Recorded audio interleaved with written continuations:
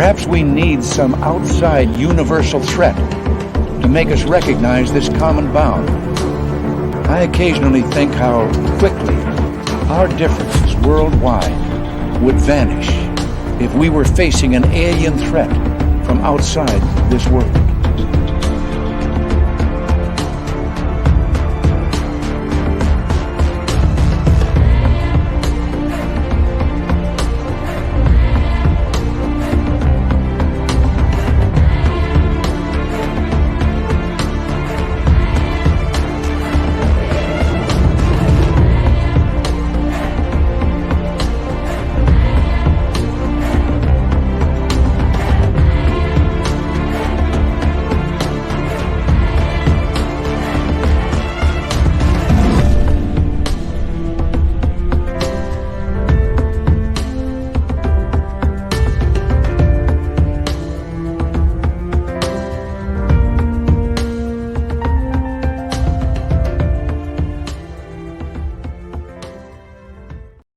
Hello and welcome to Spaced Out Radio this Friday night. My name is Dave Scott, and we are getting into some serious aliens tonight with our main man, R Keith Andrews, and the ET Connection. Yes, Keith will be here. He's got a new haircut. Pork chops are looking great, though, and that is the main thing.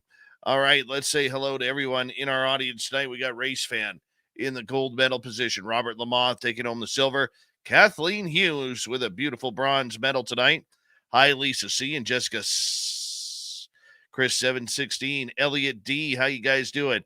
JSCO. Monica D. Cohen. Stephanie Kenny Blankenship.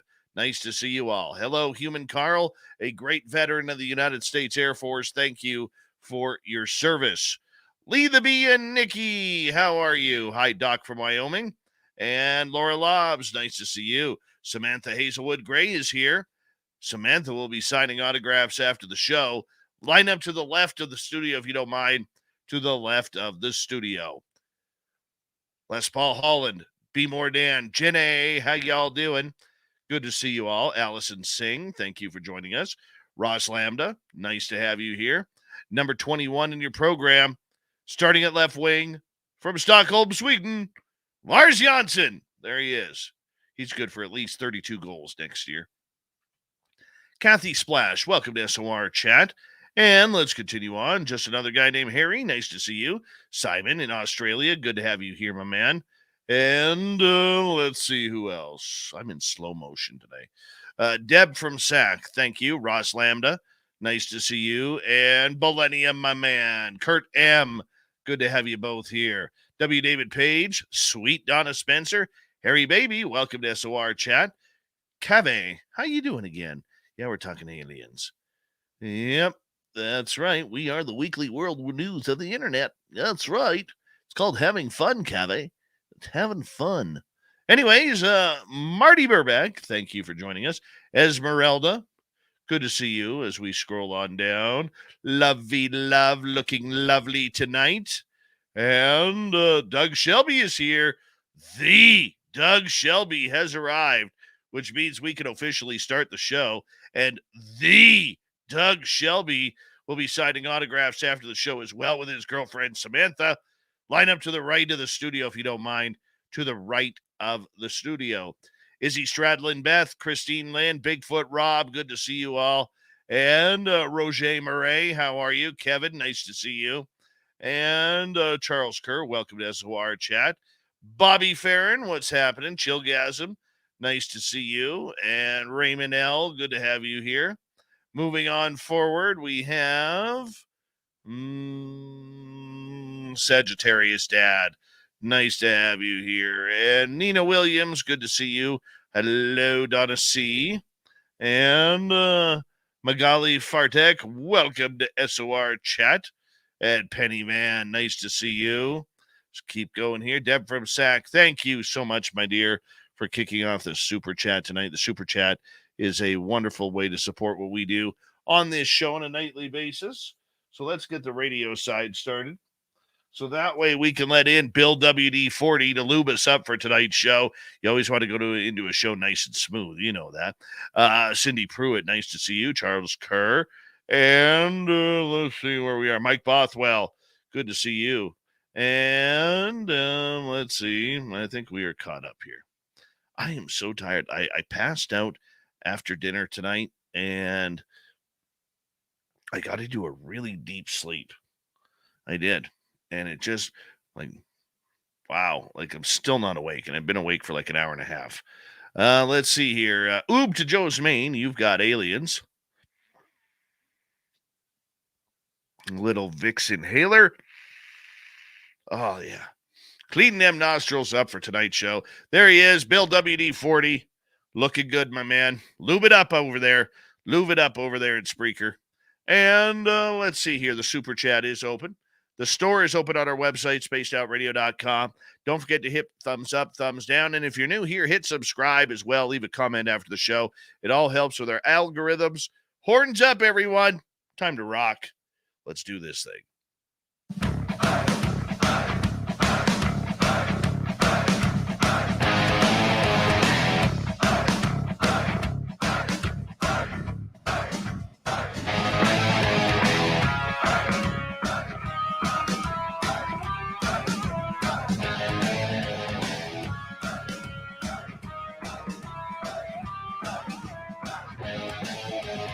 From the mountains of central British Columbia to you listening around the world, this, my friends, is Spaced Out Radio. I am your host, Dave Scott, sitting in the captain's chair of SOR headquarters. We welcome you to tonight's show on our terrestrial affiliates around North America, digitally on Odyssey Radio, TalkStream Live, and KPNL. All of our archives are free. Join us at youtube.com/Spaced Out Radio. Do old Davey the favor, hit that subscribe button. You can follow us on Twitter at Spaced Out Radio, Instagram at Spaced Out Radio Show, and on TikTok at Spaced Out Radio. Our website, spacedoutradio.com. We have a plethora of features for you. Rock out to Bumblefoot, read the news wire, check out our swag as well. Tonight's show is brought to you by Chive Charities. Help make the world 10% happier by visiting Chive Charities today. You can find them on our website. It's a power show of woo tonight as R Keith Andrews brings in the woo train for the ET connection as he does at the beginning of each month. Then in hour number 3, we're going to head over to Tim Senor and the UFO report. Right before that, Steve Stockton has a great story from the Smoky Mountains. R Keith Andrews is a long-time monthly guest here on Spaced Out Radio. We've been doing this almost 8 years now. A little ditty we call the ET Connection. This is where we bring in Keith. We do a little bit of a different show. Keith literally will take audience questions right from the beginning of the show, talking about everything from extraterrestrials, the species, ET contact, alien abduction, UFOs, where they're coming from, where they're going to go. Where do you come from, Cotton-Eyed Joe? It's just the way he does it. Keith is a lifelong experiencer who now takes his time to help those understand what is going on in their own little world. R. Keith Andrews, it is always a pleasure to have you here, my buddy. How you been doing? Well, it's been hectic, but been keeping busy. My eldest son has now moved back in. And the newest stunt that I just barely told you about is, as of this afternoon, I just finished writing another self-help book that'll be going on sale shortly. I love it. I love it. And you know what? Your first one did very well, and hopefully your second one now takes off and makes things happen as well. What do you find interesting, and what do you love about helping out people, Keith? Honestly, it's a feeling of when all of a sudden the lights come on and they go, oh, I'm actually not entirely nuts, or now I've got something I can cope with. You know, for me, being an empath, being around people that are really off kilter is, politely put, painful. So you could call it self-serving, but the reality is that there's a lot of people out there that need guidance and need some sort of insight aside from, oh, you're just off your rocker.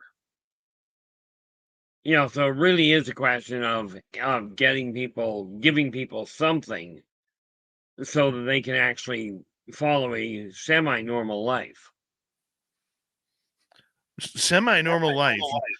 Considering your life that you have going on, my man, I wouldn't be calling that too normal.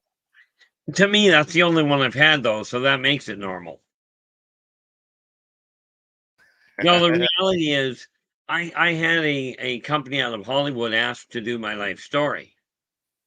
And when they sent me the contract, I told them what they could do with the story, with their contract. You know, and in a nutshell, they wanted to change it and plagiarize it, and then they made the mistake of in the contract telling me they could breach it.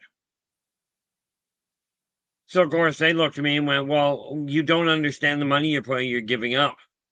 I says, "Oh, I understand the money. I just don't. I just think you don't quite get how little I care about it." Which I probably should have cared about it a little more than what I did, but oh well. I hear you there, my man. I hear you there. Keith, you have had a lifelong ET contact that strewed decades now, and you have, have seen the good, the bad, the ugly when it comes to ET contact and the criticism that comes along with it, in just admitting that you are a part of such a wild human experience. One of the things Tim and I are going to be talking about later on the UFO report is the amount of harassment and viciousness that can come along with people when it comes to this topic, whether it's family, whether it's friends, coworkers, or whether it's online. I mean, it really can be an ugly world for somebody who's having a UFO or extraterrestrial experience. Oh, absolutely. I have literally known people that were going through it that ended up committing suicide because of the harassment. And this is from a race that says that they're open-minded. Well, we're only open-minded to a point where if you don't agree with us, that's when we show the rage. You know what I'm saying? We're not pretty at times. That is what I've come to understand, which is a lot of the reason why I became reclusive. Doesn't stop me from picking up what's going on, but it does stop me from getting really overstressed. Very true. Very true. So how have you been able to deal with it, or how do you tell people to deal with it when it comes to ET contact? First rule of thumb, regardless of what you've been through, regardless of what anybody tells you, whether it's real or not, in your own mind, take a look at it, and if it feels real to you, then you've got to look at it and go, okay, that's the reality, and other people don't have to believe me. I mean, that is the best thing I can tell anybody, is just understanding if you believe it, that is the critical factor. Other people, sadly, many of them in the UFO community, will look at you and go, "You're nuts. That couldn't have possibly happened." And as it was told me one day, you've got all this circumstantial evidence. You may not have proof. You may not have any sort of marks of an implant, and all you've got is these memories that are absolutely rock solid in your mind. And as I was told, you've got the circumstantial evidence. You're not getting physical proof in all likelihood. So live your life as though what you've experienced is real. But keep an eye open for that one thing for that one piece of evidence that derails the whole 9 yards. Because it may or may not exist. In my case, I haven't found anything to derail it. No, but that makes a lot of sense. I mean, you've learned firsthand what this is all about. For many people, they are experiencing ET contact for the first time, whether they're in their 20s, 30s, 40s, 50s, 60s, whatever their age category may be. For you, how do you tell someone how to accept the idea that they may have had interaction with extraterrestrial species? Well, that's the good news. I have not yet, to the best of my knowledge. No, that's not true. I've only once, to the best of my knowledge, turned around and told somebody, "Yeah, you were absolutely abducted." Okay. What I usually do is let them tell me what's going on, and I will corroborate what I can. but I wait until they come to the conclusion that in their mind that they've actually been abducted. Then I help them cope with it as they work through it. And I mean, this is something there's no way I can tell you, I'll talk to a person once and everything's fine. Well, I could tell you that, but I'd have to lie. Sometimes it takes a number of meetings with them to really get them to understand, okay, yes, you've gone something completely bizarre, but no, this does not mean you're in any danger. And that's the first thing that I tend to look at was this encounter was it a threat to them aside from their sense of sanity? Because I'll tell you, that's the first thing you start questioning. Was that a nightmare? But the first thing I'd look for is there something that indicates whether they were actually in danger or whether this was just, if you will, a scientific pickup. What do you love about this field? It's really kind of a twisted way of looking at it, but it's the fact that the so-called scientists are so far behind the 8 ball. I sit here looking at what they so-called, and I do call them so-called, because there are very few that I've run into that actually had their head on straight. I will tell you, there was one we lost a while back that I did meet personally, and that was, I believe his name was Stan Friedman. I believe that's what his name was. Of course, try that again. You're right, Stanton Friedman. Yeah, brilliant man. I did actually get the pleasure of spending a week with him, a few years before he died. But most of the scientific community, they tell me that this sort of thing is not possible. Primarily, their argument seems to be mankind doesn't understand how they do it, therefore it's not possible.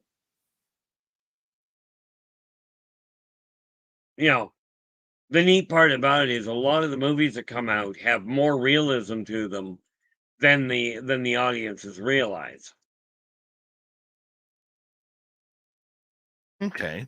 So how does someone know or tell the difference between a dream and an encounter? I went through that discussion a long time ago when I was first figuring it out. And the trick to it is this. If, when you're discussing it, you're using terminology that is age and or time period proper, right? And you've got the emotional response that goes with it, you're dealing with reality, is the ultimate way to look at it. For instance, the first time that we uncovered it in my case, I was describing being in a room where it was lined with walls of lights, with little switches, with little toggle switches, dials, and rolls of tape. Okay, and making all sorts of whirring and clicking sounds. Well, and of course the panic when I was first trying to describe this was just absolutely off the charts. So when we got finished with it and we come out of the session to deal with it, to sort it out, it turned out that what I was in was a computer, one of the old, back in the 60s. That's the way a computer room looked like.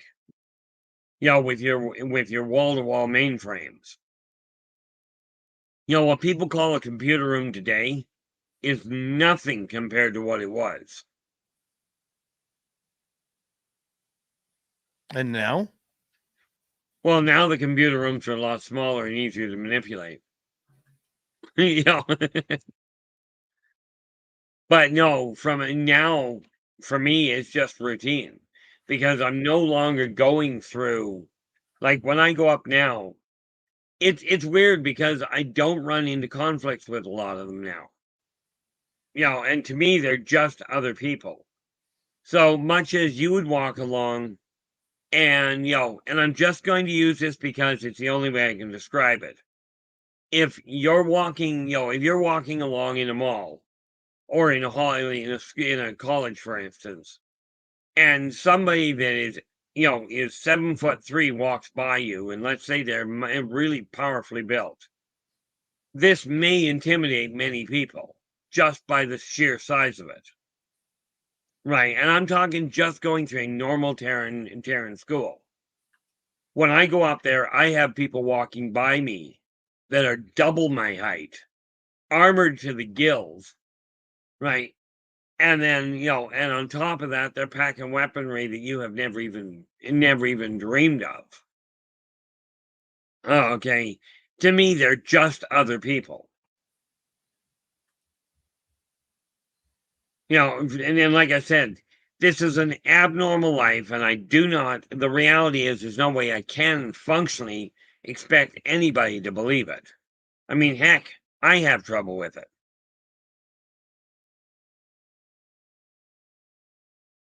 Okay. So the fact that you have trouble sometimes trying to decipher between dream state and reality, does that give us maybe a little bit of hope that maybe a lot of these encounters are just implanted into our mind and not actually happening? Well, you can hope that if you'd like, but I don't see any functional reason to just stick to the hope on that one. I believe in Hope, don't get me wrong. She was a really nice lady. But the reality of it is, all the hope in the world doesn't change the reality. You can hope that falling down a set of stairs isn't going to hurt, but I'll tell you, it's going to.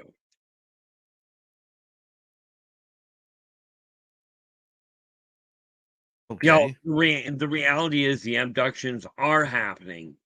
People's lives are getting turned upside down in spite of the off-worlders' intentions of trying to keep people's lives in order.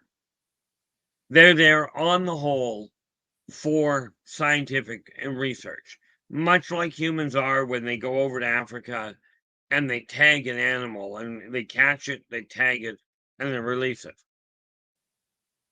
It's the same idea. It's just for some weird reason, humans don't like the idea of being tagged and researched. Can't imagine why. you know,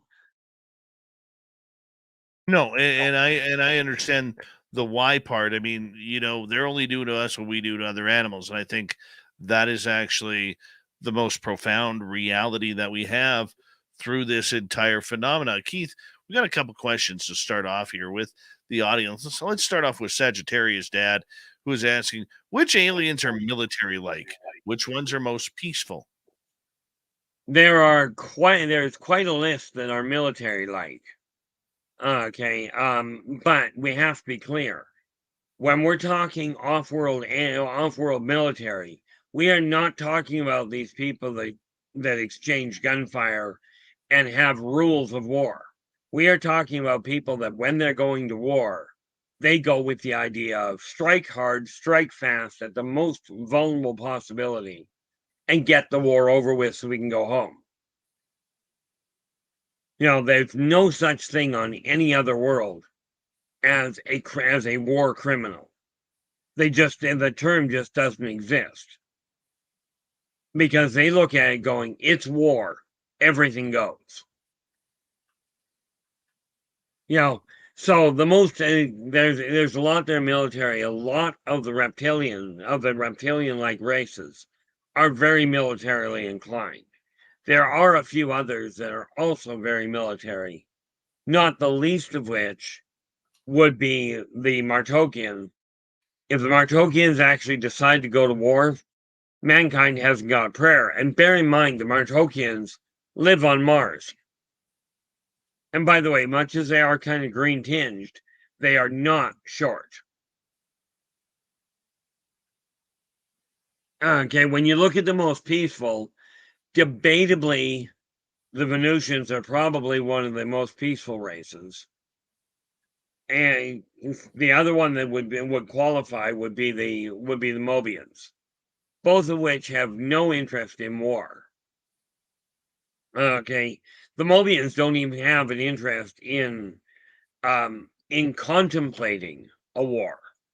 They have had, for now, at this point, the Mobians have had Terran years wise. Well, even Mobius has the same time frame that we have, as in the same year length, the whole 9 yards. But they have had absolute world peace for 50,000 years. No war, no famine, no greed. And by the way, no jealousy. I mean, you want a place to go and retire, that'd be my choice. You're going to hockey there? Because I might want a trip there. Honestly, I haven't been there for a while, so they may well have picked up hockey. I mean, I know a lot of the different races have watched the sports on Earth and made modifications to them. There's one here, what the heck was it? There, but they do have sports, there's no question there. But you gotta understand one thing about the Mobians.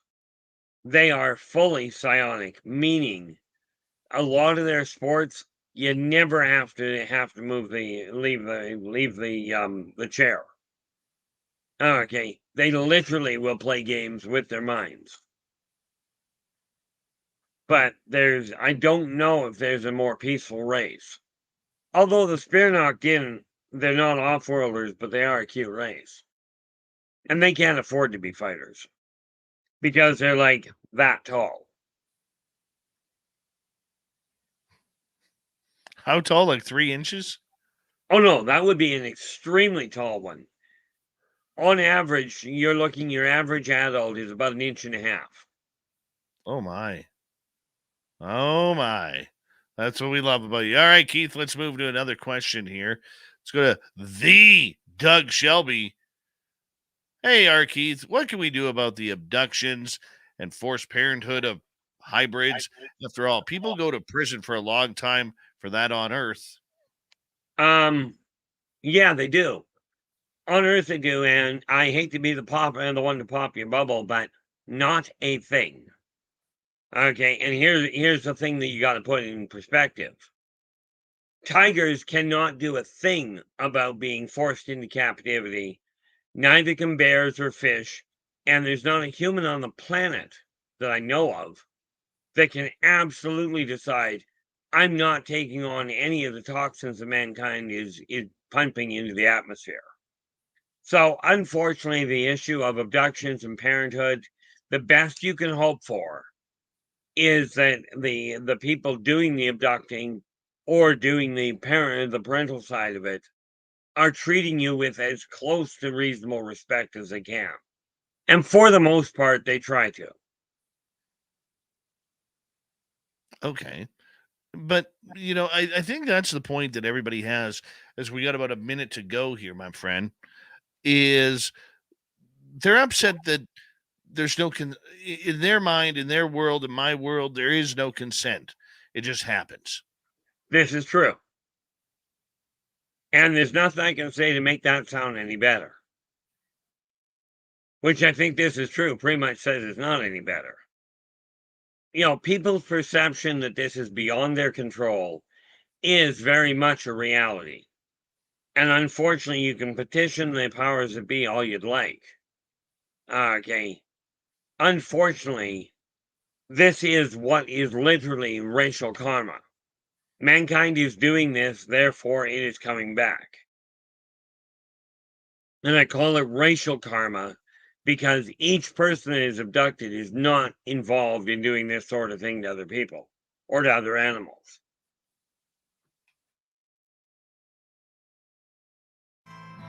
On that note, Keith,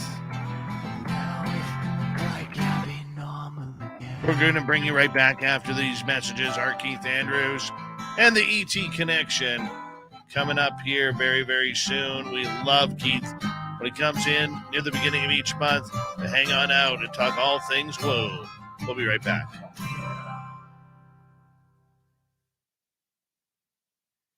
There we go. We're clear. Donnie, I will post your super chat when I get to your question. Okay, bud? But thank you so much, bud. Appreciate it. Sweet Donnie Joe. Mike Bothwell with a great super chat. Good Canadian kid with a good Canadian super chat. Thank you, my man.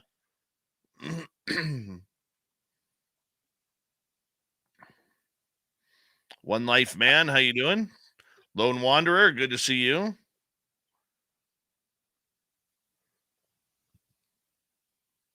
Isn't that the longest World Wrestling Federation or World Wrestling Entertainment reign since Hulk Hogan?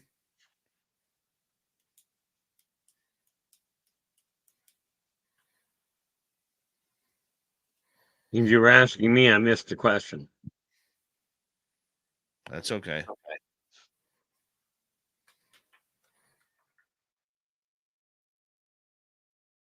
We still love you, Keith. Well, I swear sometimes I'm partially deaf. And the rest of it, I just don't pay attention.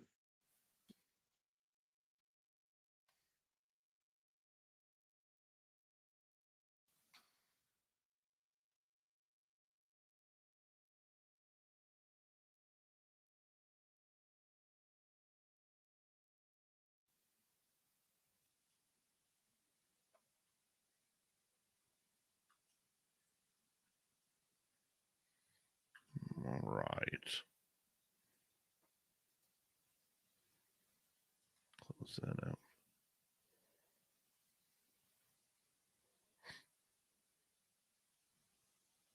Yeah, I'm just watching the chatter in the room. Yeah.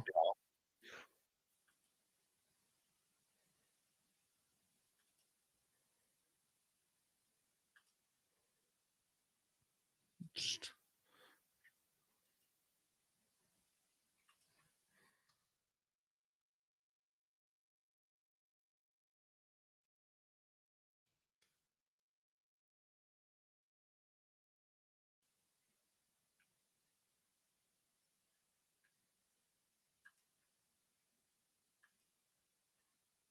right now, I'm ready. All right.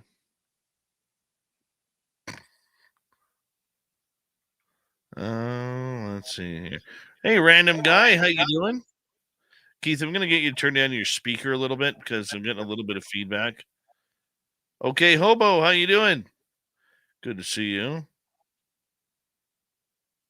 Bob Backlund was the most boring wrestler ever.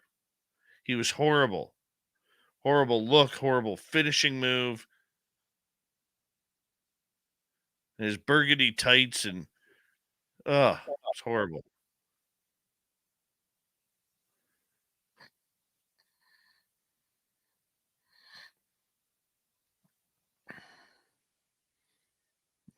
Hey, Stevie J. Welcome to SOR again.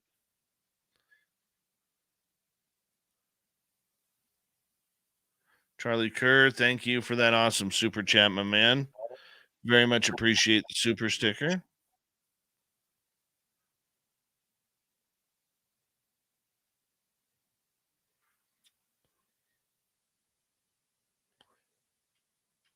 Make sure you put your questions in capital letters so that way I can get them to Keith. Jeff Steve Garvey, he'll hit a home run for you. Welcome back.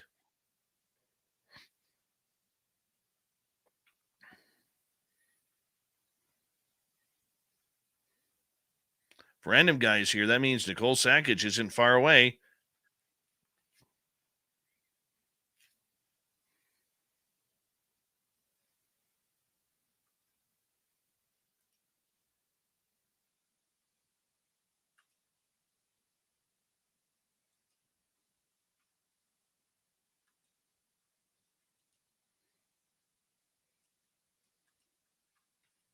Mm-hmm.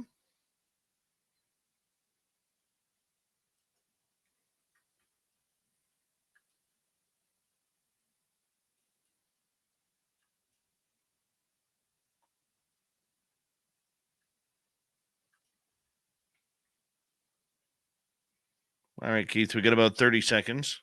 Yep, we're ready. Excellent.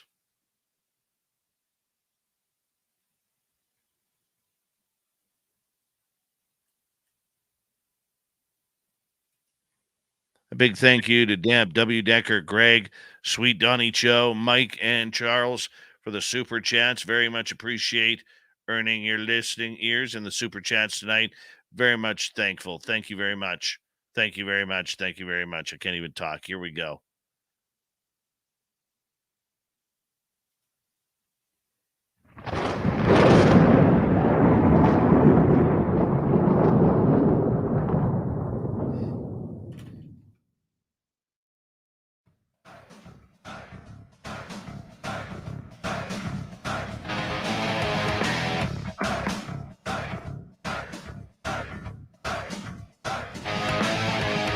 Second half hour of Spaced Out Radio is now underway. My name is Dave Scott. Very much appreciate earning your listening ears wherever you are on this beautiful planet we call Earth. Hi to everyone out there. And remember that all of our archives are free. Join us at youtube.com/Spaced Out Radio. Do old Davey the favor, hit that subscribe button. Our website is spacedoutradio.com. We have a plethora of features for you. Rock out to Bumblefoot, read the news wire, check out our swag as well. Follow us on Twitter at Spaced Out Radio, Instagram at Spaced Out Radio Show, and on TikTok at Spaced Out Radio. Here we go, R Keith Andrews of the ET Connection. We continue on taking your questions in the chat room and talking all things extraterrestrial and supernatural tonight. How you doing there, Keith? Not bad at all. How about you? Doing good. Doing good. We got some good questions coming in from our audience, and I know that you love them. So let's get going on them. Let's start off with voices. Keith, do the Greys, the Bigfoot, and the demons all get along? That is literally a independent, a case by case situation. The Greys and the Bigfoot on the whole get along fine. Demons are a little bit more testy and a whole lot more complicated to understand, even for the Greys. But are any one of those groups at war with the other ones? No. Well, that's good to know. Funny part is many of the demons actually get mistaken or misclassified as demons, and that is not the same thing. But no, you gotta remember, the Greys are, on the whole, scientists. The Bigfoot are naturalists, and the demons are just opportunists. So it really, and I'm talking on the whole, there are individuals that vary in every race. All right, let's move on to another question. Let's get to David here, who is asking, are black-eyed kids aliens? That just about came out wrong. That sort of depends. There's a lot of black-eyed kids that are just victims of humans. But no, black-eyed kids are definitively a different race altogether. I'm pretty certain I've got them in volume 2 already. But let's just shrink that down and find out, because I'm curious. But no, they are very definitely off-worlders. All right. Now, where do these black-eyed kids hang out? That's what I was just calling out, because I did a lot of research on them recently. Well, research as in going through my own notes. But on the whole, a lot of them will stick to they end up sticking to the woodlands, primarily because they don't want to get caught by people any more than people want to get caught by them.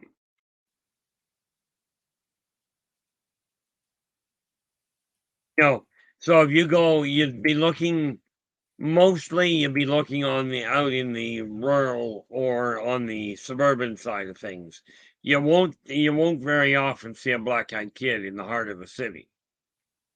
There's just too much opportunity for them to get into trouble, as in get captured, and then of course things get really complicated. Truth.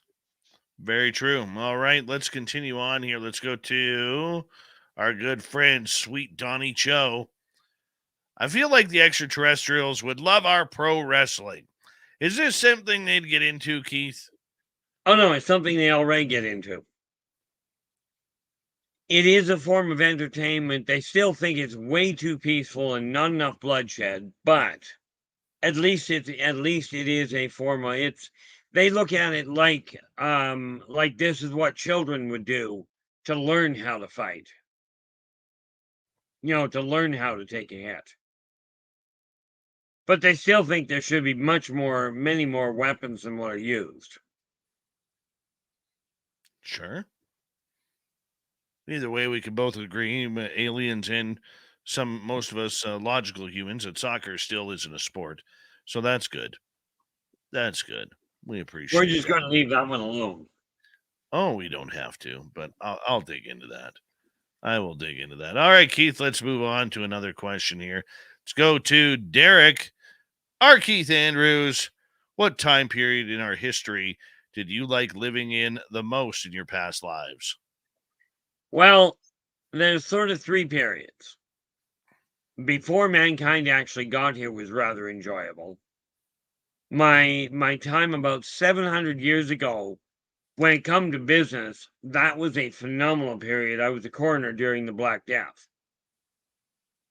But I think one of the most peaceful or one of the most relaxing periods was in in the late 1700s, early 1800s.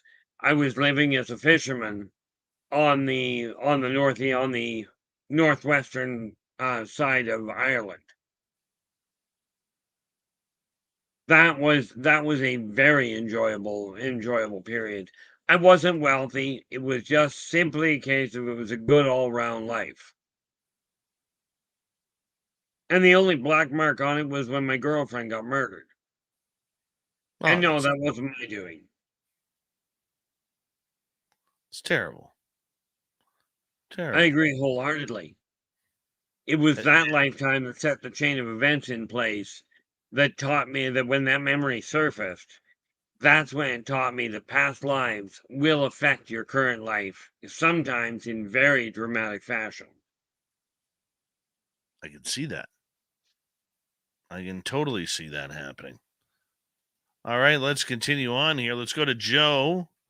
Robin McCrae said, I had feline humanoids on my property on last night's show. Can you tell us about feline humanoids? Well, there are a couple of different ones that are very prominent. You might be dealing with therianthropes. I'm not, in all fairness, certain of what their actual name is, but of that specific species. But they are humanoid. They look like felines, but they range in overall appearance from that of a bobcat to that of a smilodon, also known as a saber-toothed tiger. Okay, but you gotta remember they're bipedal. And yes, they are all of them are professional hunters. Then you've got the Laborians. Now the Laborians they're here because the ship that captured them crashed. So they're if you will, refugees. Generally nice people as long as you don't try and pick a fight with them. But understanding they come from a high gravity planet, you are dealing with people that are very gentle, but excessively strong.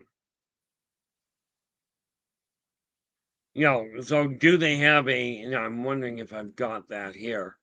Do they have a definitive outlook on life? Very definitely. Like a very simple, natural based outlook on life.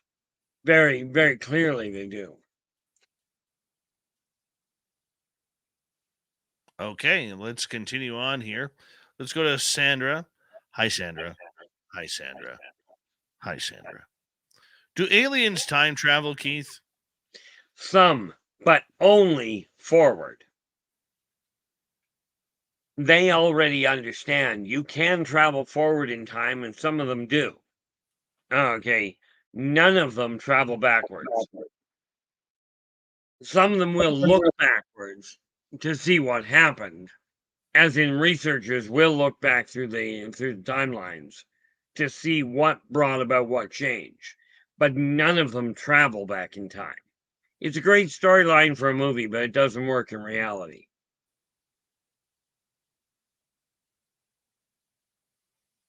All right. You like the time travel thing, though.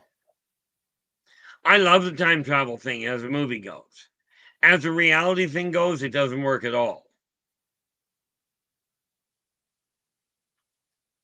See, the reality is when you move forward in time, okay, essentially what happens is you'll start here. You move forward in time, all record of you will cease. It will just cease to exist. You won't find any news reports, you won't find any record of a person doing anything. Bank accounts will all of a sudden just be abandoned. And then, say 40 years down the road, they pop back in and everything falls back into place. Okay, you could test them for DNA, find out they're the same person. Okay, but that person will never get back to the time they came from.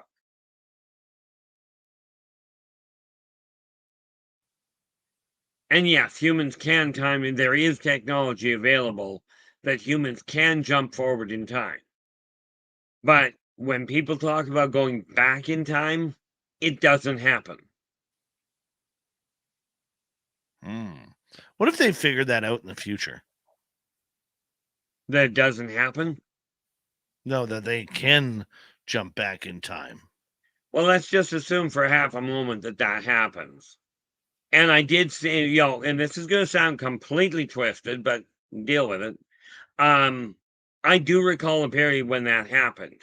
Not in this lifetime's, not in this reality's incarnation, but a few big bangs ago, what you call a big bang, I call a flip. And that has happened multiple times. There was one occasion where they did figure out how to time travel back in time. Reality unraveled and the whole existence collapsed on itself. Okay, fortunately, the few people that were outside of the timeline to start with were able to record this and go, this is just a flat out bad idea. Don't go down there. Doesn't stop people from trying to figure out how to go back in time. And absolutely, there's no problem dreaming about it. There's no problem writing stories about it. They're great stories. This is why the Marvel Comics, when they came out with the what if, you can run those scenarios until the cows come home. But the actual time travel would literally, if you were to go back in time, you would literally have to disassemble everything back to that point.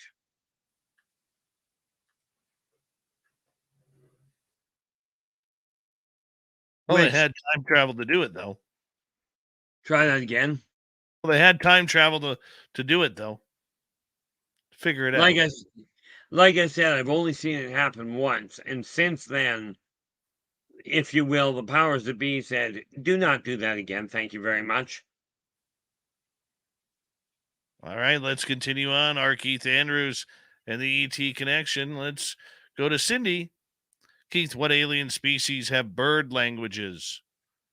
Well, this is going to sound kind of coy, but the avian-based ones, the Yucca and the Aura, are both ones that speak in a bird-like language. And as you well know, Dave, you've heard it yourself. The Zeta Reticulan actually have a language that sounds very similar to bird chirping. It's not actually bird chirping, but it does sound similar. But the two main ones, and I think there's another race I've got in book too, but I'm not honestly certain if I've got it there yet. But the Aura and the Yucca are the two most prominent that I've run into personally. All right, JSCL wants to know, Dave, did you say that your left foot got picked up in the middle of the night? No, it was my right foot one night where I went to bed. I was lying on my stomach and I was just about to go into that dead zone of sleep. and all of a sudden I felt my leg get picked up. And I was so mad, I just said, "Do you mind? I'm trying to get some sleep here." And whatever it Yeah, was, put my leg back down. I thought it was funny. so do I personally. All right. Steve wants to know, do you think NASA, Keith, has suppressed discoveries of biosignatures on exoplanets? Well, considering the way you phrased it, I have no doubt they have. They know more about what's going on than they're even attempting to tell people. But they have, in my opinion, definitively suppressed the discoveries they've made. And in all fairness, if you think about it, this is one of those odd ideas where that's not such a bad, where one of those odd situations where I personally think it's not as bad an idea as you might. Just think about it. Mankind is already trying to colonize planets that are occupied. Okay. As soon as mankind says, "Oh, we found another race," humans, being as aggressive as they are, will start, in all likelihood, clamoring to go to the other city and claim it, or to the other world, and claim it for themselves. Not necessarily the brightest move, but it is what humans have been known to do. In all fairness, it's what a lot of spacefaring races in their early years decided they were going to do. Well, Mm-hmm. humans are not alone in that, but scientists have no functional option but to keep some of this information in holding, if you will. Gotcha. All right, let's go to applesauce. Is Canada bourgeoisie on UFO encounters? Well, much as I'm Canadian, somebody care to explain what that means? Lame. Blah. Well, if it's Unaffected. blah, yeah, I have no idea. To me, it's just a way of life. Canadians on the whole, they get the same problems that everybody else gets. There is no country I'm aware of that does not deal with abductions in their own way. And there's no country that I'm aware of that is more prone to abductions than another one. It just depends on which race is looking for what info. I could see that. I can totally see that. Let us go to voices. Keith, is Dave's house haunted? You got Now the that would be a freedom. question to ask Dave. Oh, you have the freedom to read into my house, my friend. I give you that freedom. Well, with your go ahead, the answer is yeah, it's got a transient zone in it. Transient meaning they pass by. Now the flip side of that question is Dave or anybody in his house in danger? No. It's kind of one of those places where spirits will look at it and go, "We can cut through here and nobody will panic on us." Because I tell you, ghosts do not like the fact that humans scream at them or scream because of them. Not on the whole. Yeah, always to the side of the hole, but never on the hole. Exactly. Yeah, I haven't had anything good hauntingly in here in a while. I thought it would have happened last night with Alan Greenfield on the air, but it didn't happen, which was odd. Very odd. But that's okay. That's okay. Let's go to another question here. Let's go to Harry Baby. Keith, do you think we were here all along? Because sometimes I look around and I don't think so. Well, let me put it this way. Mankind was built before the dinosaurs arrived. So it depends on your definition of all.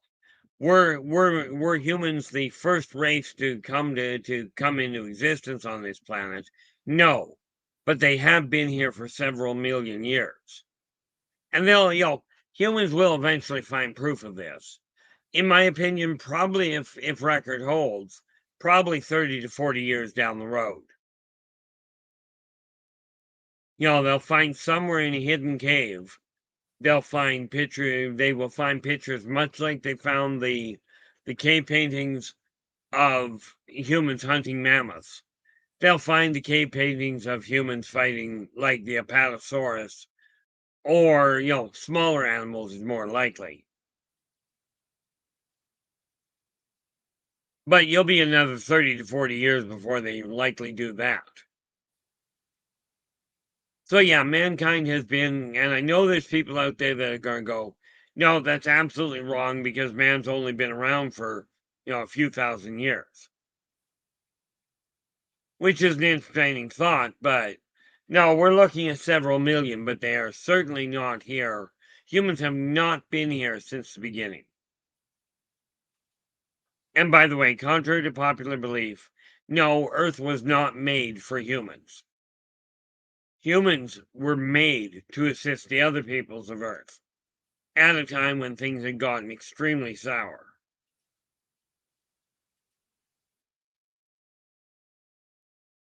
All right, we got time for one more question, I believe, here, my man.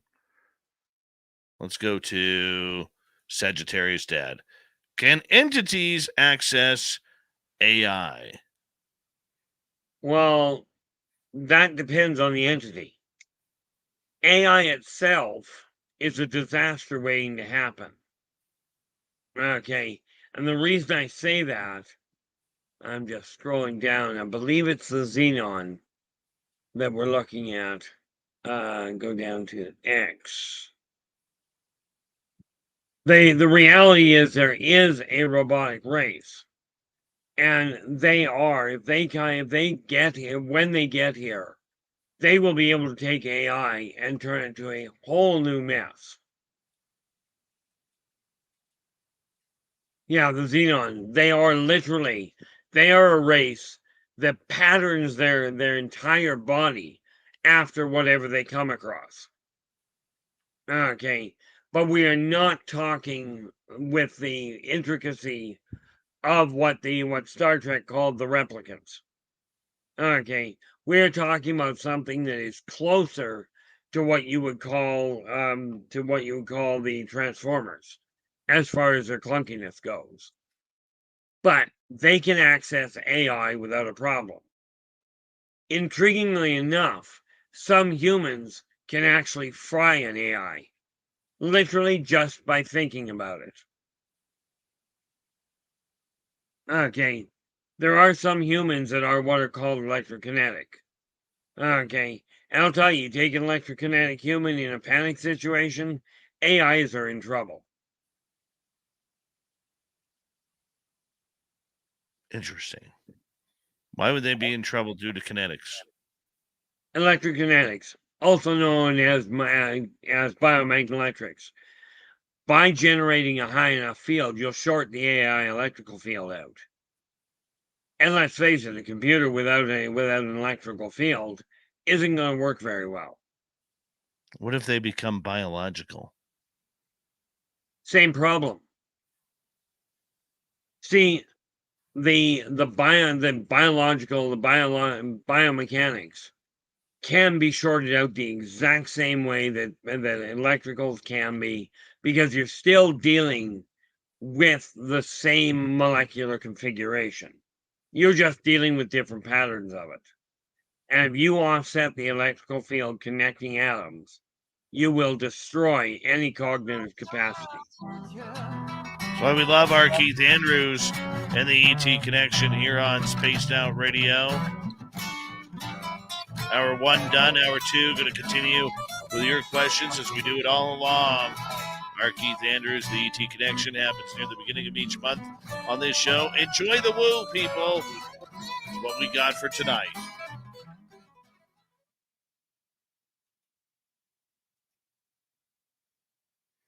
All right, we're clear, Keith. We are here.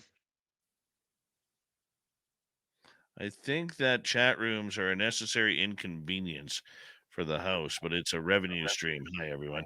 No, no inconvenience. Good people in there. Benny Guns, how you doing? And Indrid Cold, good to see you, my man. And let's see here. Who else is top in here? Mm-hmm.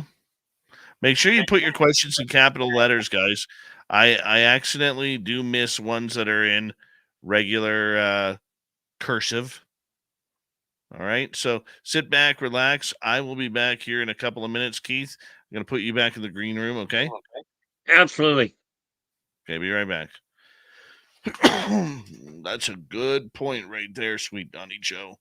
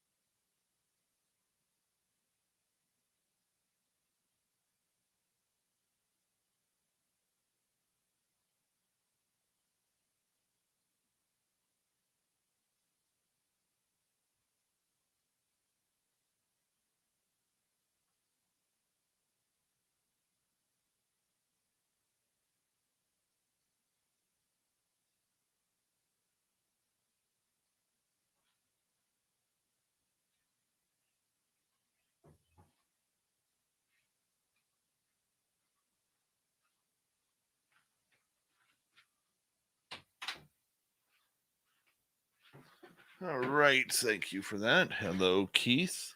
Bring you Hello. back in. And we got about 30 seconds. Yep. Thank you to Charles, Deb, W. Decker, Greg, Donnie, and Mike for the super chats. Very much appreciate the love and support. And let's see here. Do we have anybody else?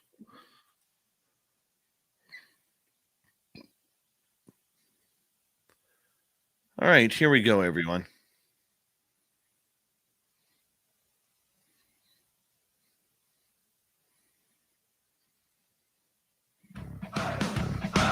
You're listening to Spaced Out Radio with Dave Scott.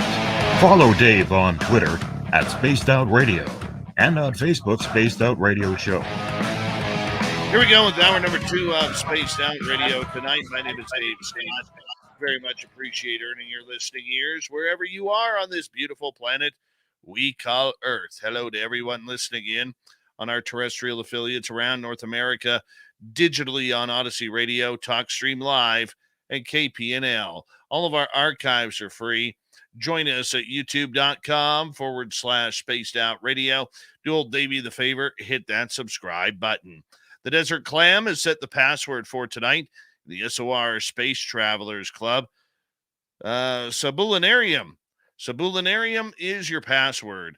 Use it wisely, Space Travelers, as the Clam sets a password each and every night right here on Spaced Out Radio. Our website, spacedoutradio.com. We have a plethora of features for you. Rock out to Bumblefoot. Read the Newswire. Check out our swag as well. Follow us on Twitter at Spaced Out Radio, Instagram at Spaced Out Radio Show, and on TikTok at Spaced Out Radio.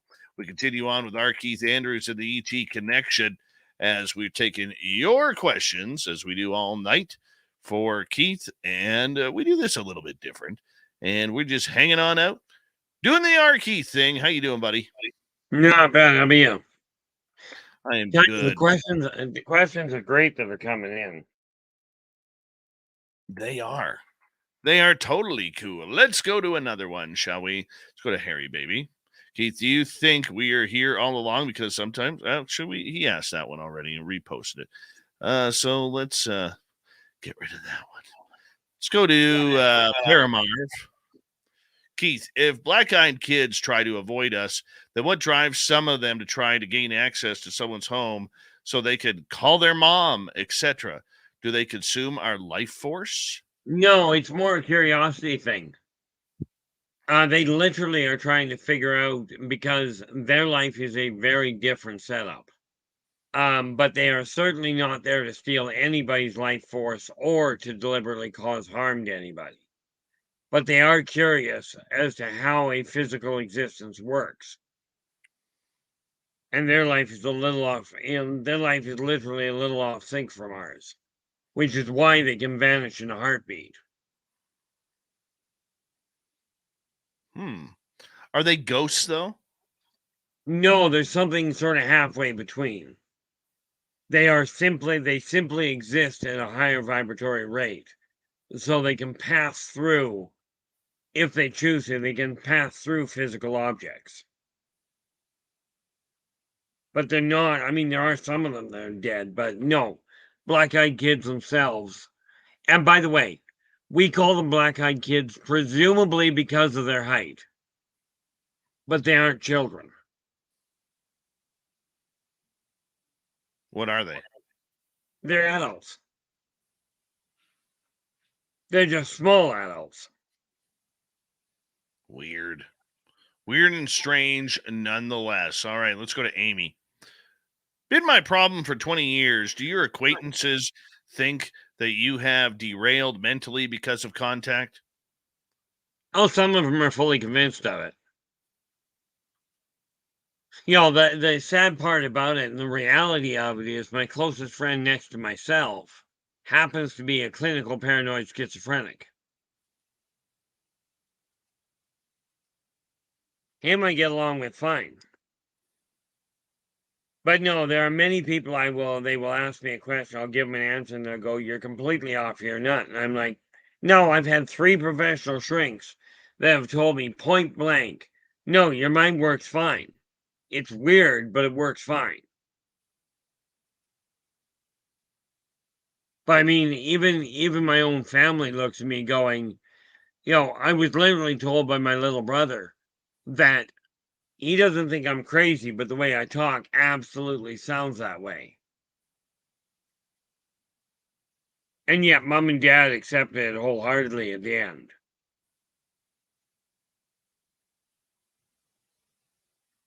Fun times. All right, let's go to voices. Keith, can spirits really possess dolls? Oh, yeah. Absolutely, they can. I've actually had it happen a couple of times. As a matter of fact, I'll show you the one involved.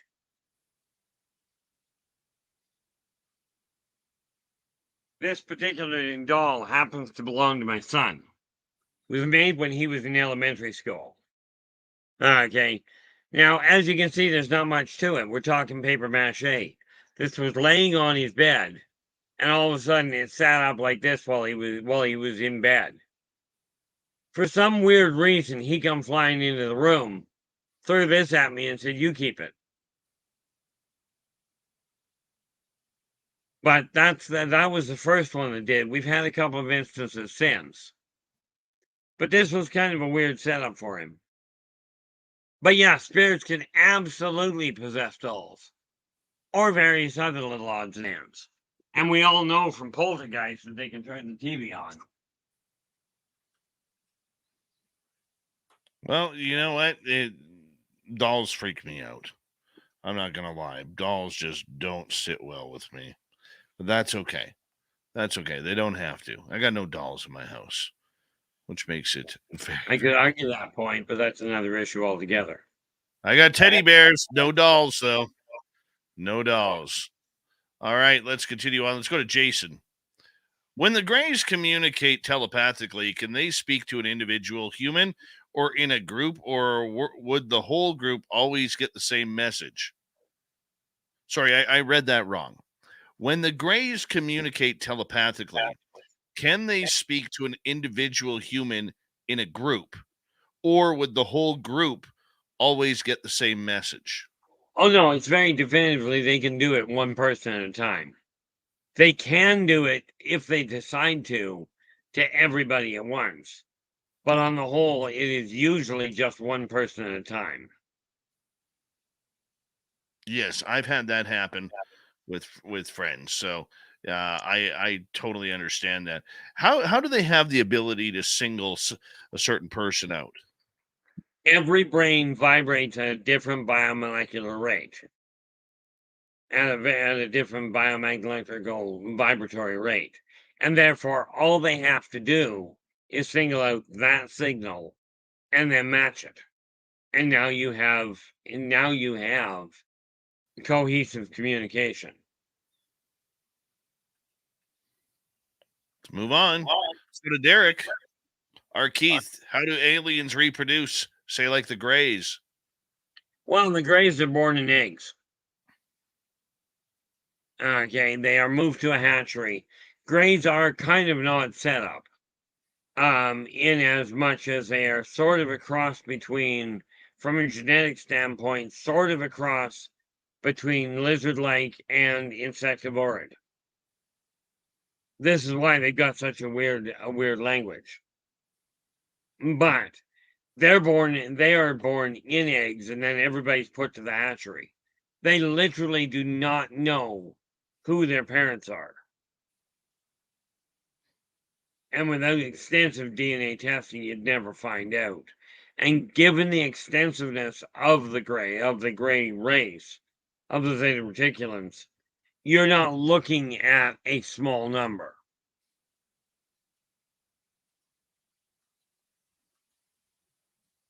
But I mean, they are a binary race, meaning male and female. Okay, and contrary to popular belief, no, they are not cloned replicas. They are not photocopies of each other.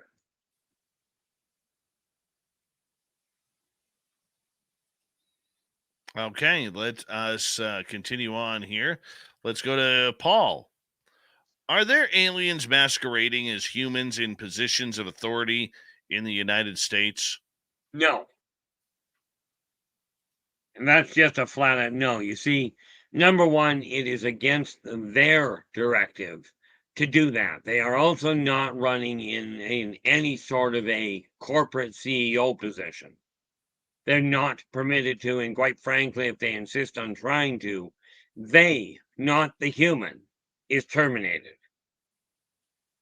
Only it gets a lot more violent than that. They don't just terminate the one responsible. They will terminate the family bloodline. Because the family bloodline, in the consortium's view, if one individual is willing to break that protocol, so's the rest of the bloodline. It may not be right, and there are some innocents that get cut in the crossfire, but it does eliminate the threat. And bear in mind, when you've got people that are governing what is being followed and what isn't, you're dealing with high-level telepaths, which means that thought crosses your mind and you're already on a watch list. Unlike humans, where you actually have to do something. All right, let's continue on, Keith.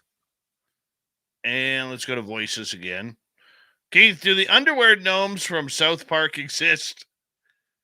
I love this question. I do. I don't mind the question, but it does create a problem. I don't watch South Park. Oh, you're missing out, my man. You are missing out. Basically, the underwear gnomes would be like little people. Oh, the little people, and the little people do exist. Number one, gnomes themselves do, leprechauns do, and when I was growing up, we called the borrowers. They also exist. And yes, if like the borrowers, they are, this refers to them stealing clothing and what have you, happens all the time. And no, not for anything twisted. But when you've got somebody that's only this tall, okay, and you're looking at the size of human undergarments, there are a lot of things that you can deal with. I tell you, all the questions that we get here. Cindy is asking, Keith, so you don't believe John Teeter, the time traveler who traveled back in time? Not in the slightest.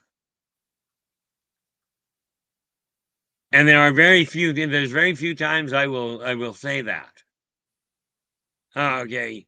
But time travel itself would derail, if it were possible, would derail reality.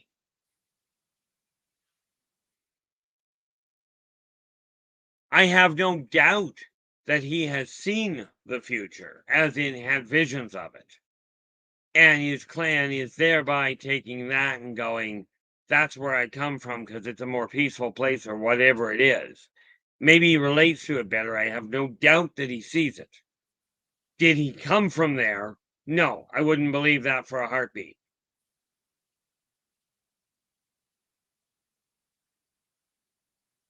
Okay. George is wondering, is contact with non-humans artificial intelligence?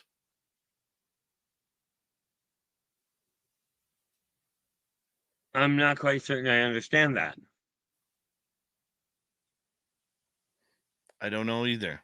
George, rephrase that question if you don't mind and repost it in our chat room. Let's move on to Joe. If we accidentally kill a gray or a black-eyed kid, did the bodies disappear or do we have to bury them? Asking for a friend. Well, once they're dead from the off-worlder standpoint, and especially from the grave standpoint, throw them on the dinner table and have a barbie. The reality is they look at death in a very different way from humans. Now, I wouldn't necessarily recommend reporting it to human police because the odds are you're going to be in a lot of trouble regardless of what the guy looks like. But no, from the gray standpoint, from the Zeta Reticulum standpoint, do you have to bury them, or do you have to, return them? No, the bodies themselves won't just automatically disappear.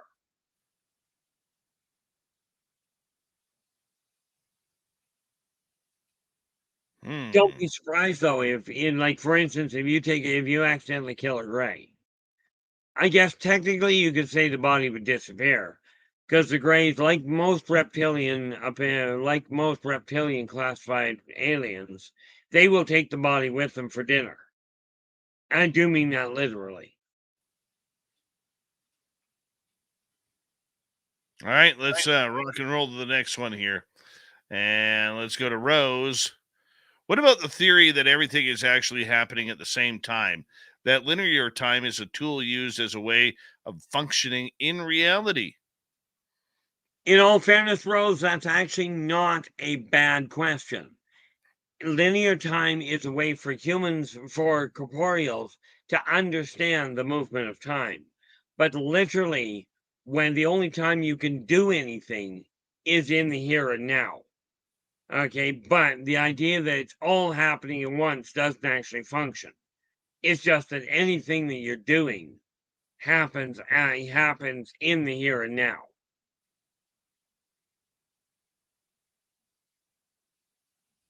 Unless we take into consideration the theory and the reality of the multiverse, at which point, yes, everything and all possibilities happen at once. But before somebody jumps on that, no, people do not jump between this timeline and that one. Okay, it's the same as time travel. You just get your here, and that's where that stays.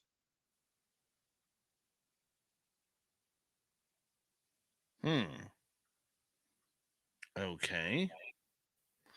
Let us roll on because we got a lot of questions, Keith.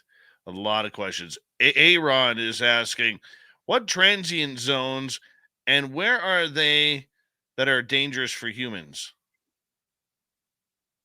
Well, we know the Bermuda Triangle and the Northwest Passage both are dangerous in as much as you can be moved elsewhere and can't get back. Okay. If you ever manage to get to inner Earth, not necessarily the safest place to hang around.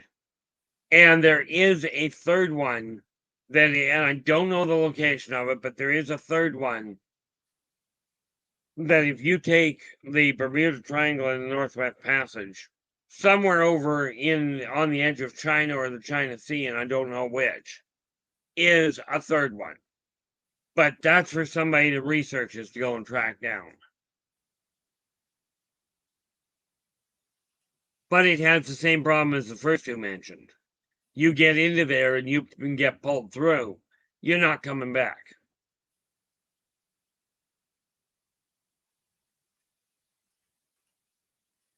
It's kind of like the ancient fairy rings. You get caught in a fairy ring, you're going to end up moving forward in time. And you're going to stay moved forward in time. And live out the rest of your life probably confused.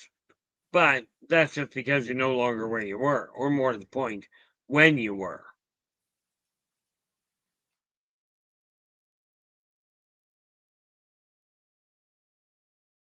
All right, let's move on to another one, Keith. Derek. R Keith, will I ever encounter an alien face to face? I wish I could give you a definite answer on that. But because of the fact that you've got your mind set on it and you're actively looking, it would not be a shock from my end, although I can virtually guarantee it will be from yours. Just don't make the mistake of going, I want to have an alien encounter and I don't care what the alien is. This is just a absolute disaster waiting to happen. And in all fairness, you may well have met one and just not seen it, because there are aliens on this planet. Okay, there are hybrids already here. And there are ancient races that come to the surface quite regularly and or live up here. And no, I'm not going to point any of them out. So some people will tell you, Well, he won't point him out because he doesn't know. And you can have that thought process. I don't have a problem with it. Okay, let's move to Mrs. Donna Wilder. Do you believe, Keith, humans come from aliens? No. Humans were literally built from the soil of this planet. They were built by an ancient race for the purpose of war at a time when they needed something that would replicate, that would reproduce, and was easily reparable. But did they come from aliens? No.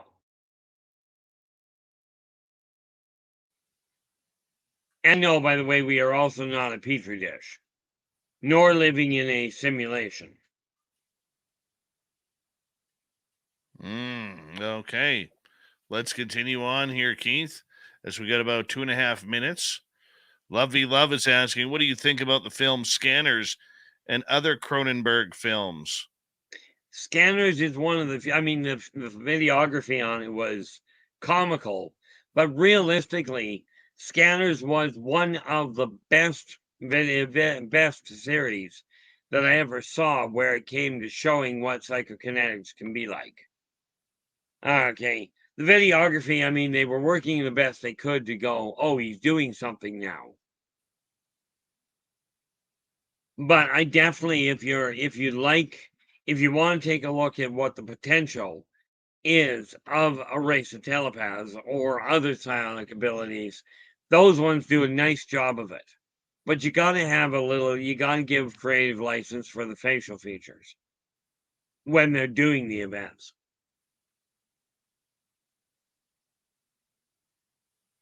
Okay, let's move on.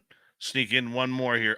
The Doug Shelby is asking, Keith, in your opinion, are the Men in Black human or otherwise? Well, sadly, we're going to have to say yes. Some are human, some are otherwise. But the Men in Black are very real. And I noticed earlier somebody mentioned the Men in Black movie was just a farce. The reality of it is they took a very comedic situation, a very serious situation, and turned it into a comedy.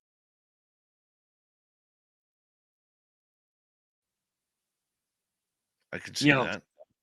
But yeah, some of them are human, some of them aren't. Can we sneak in one more? Let's give it a try here. Let's go to Lone Wanderer. Will our solar system ever die, and is there a backup plan for humanity? Well, literally the answer is yes.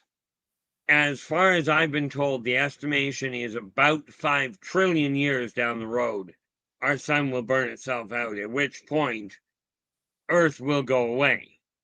The backup plan for humanity would be sort of this. Humans, from their standpoint, will find a way off this backwards mud ball way before that happens. And if mankind blows itself all to pieces before that happens, then another race will evolve to take its place. Lovely. Keith, on that note, we're going to get you to hold on right there because we are going to go to break here at the bottom of the hour. We have R Keith Andrews and the ET Connection for another 30 minutes here on Spaced Out Radio. We're having a great time with all of you tonight. Enjoying the woo? I am. We'll be back with more R Keith Andrews and the ET Connection right after this.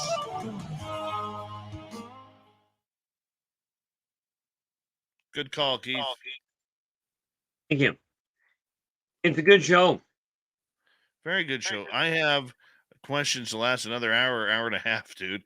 So we got plenty of questions already here. That becomes your call. I thought I had overslept today, but it turns out I've only slept for about 4 hours. Right. I know that feeling. It's weird. I start thinking that I'm oversleeping, and I look at because I track my time, my sleep. Right. Not me, man. Sorry, 4.5. Well, I calculated something out years ago. I was bored. And I figured, okay, if people talk about needing 8 hours of sleep. So I went, well, what would happen if you don't lose life quality? What would happen if you end up cutting your sleep to 4 hours? Well, I made the calculation with strictly curiosity. Turns out you get a month, roughly a month and a half extra living time per year. You know, and then just one thing led to another. Next thing I know, I'm sleeping 4 to 6 hours a night at the most. There are days, every 3 or 4 weeks, I'll end up sleeping for 8 hours in the day. But on the whole, I don't.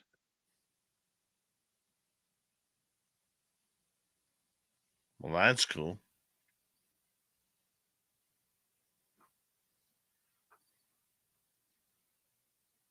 I'm watching some of these comments in the chat room, and I still am completely mind boggled to figure out how you track any of it. Oh, it's hard. Well, in all deference, you make it look easy. Well, thank you. Appreciate that. So, curiosity, how many terrestrial radios have you picked up now? Just about. Only the one this year. Oh, yeah.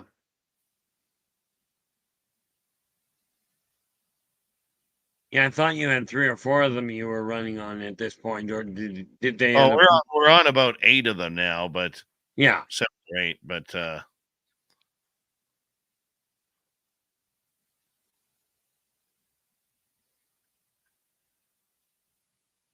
yeah, it's funny. I remember when you first started talking about wanting to get there, and this is one of those things. I'm really happy I was here to be a part of that little journey, because that's one of those things where it's like, here's somebody's dream, and I actually get to watch it come to pass.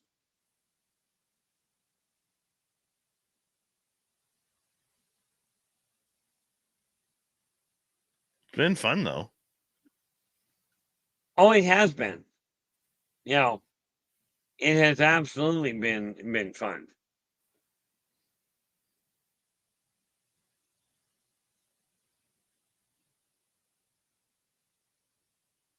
Sweet Donnie Cho, thank you for another amazing super chat, my man. Who else has jumped in here? Juliana McGill, there she is. Raven McMinn, good to see you. Who else do we have? That's popped in here.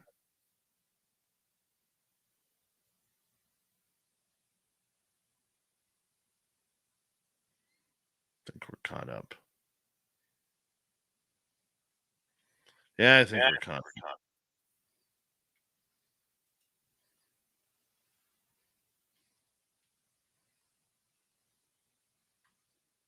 Good old sweet Donnie Cho.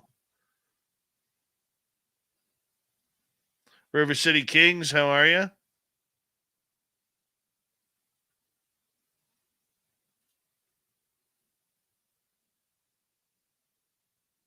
Okay, we literally have enough questions for the rest of the show. So Keith, we're gonna have to burn through them. By my calculations, we have, let me just count them here: 3, 4, 5, 6, 7, 8, 9, 10, 11, 12, 13, 14, 15, 16, 17, 18 questions, dude. Okay, so we're looking at a maximum of 2 minutes to an answer. Yeah. Actually, probably closer to a minute and a half. Yeah. So, we best be putting this, it's best to let them know if the question doesn't get answered, drop me a line and I will do what I can to answer it. Or drop in on one of my shows. Either way, I'll deal with it. But we will do our best to get through all 18 of them. Yeah, we will. Here we go.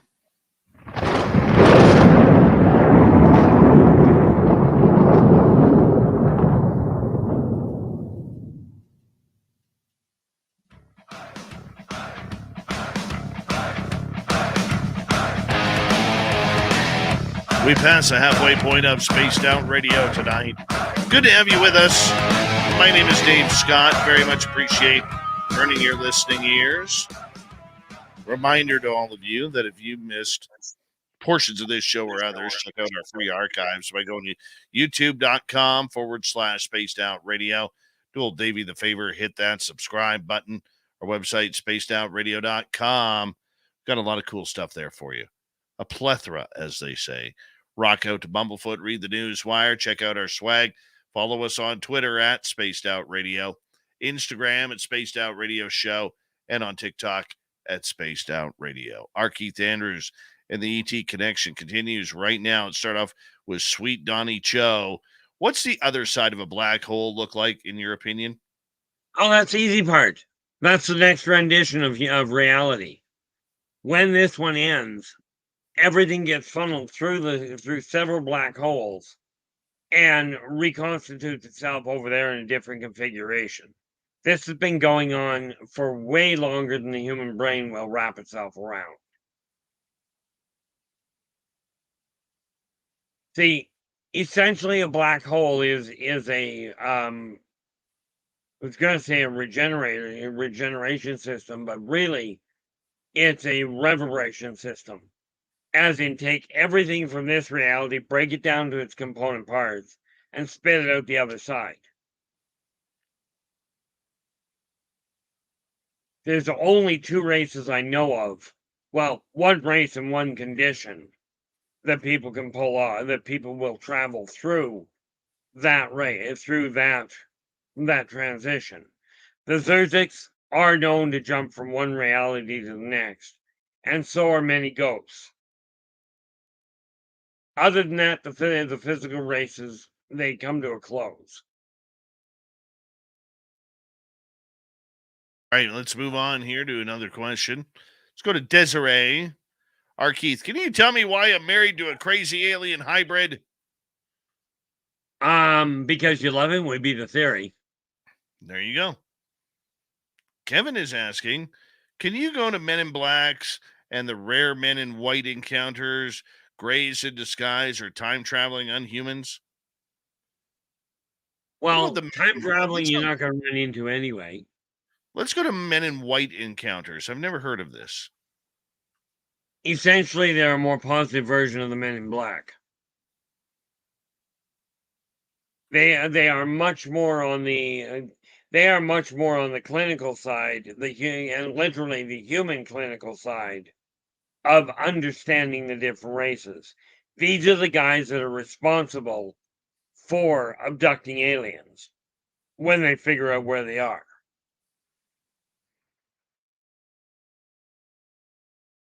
You know, that's a real brief rendition of it. But they do essentially the same thing as the Men in Black. But they do it to the non-human races.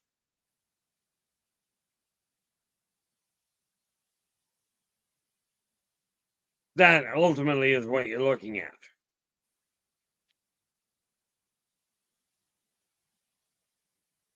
Mm-hmm. Let's continue on. Voices asking, Keith, is the human race doomed? No.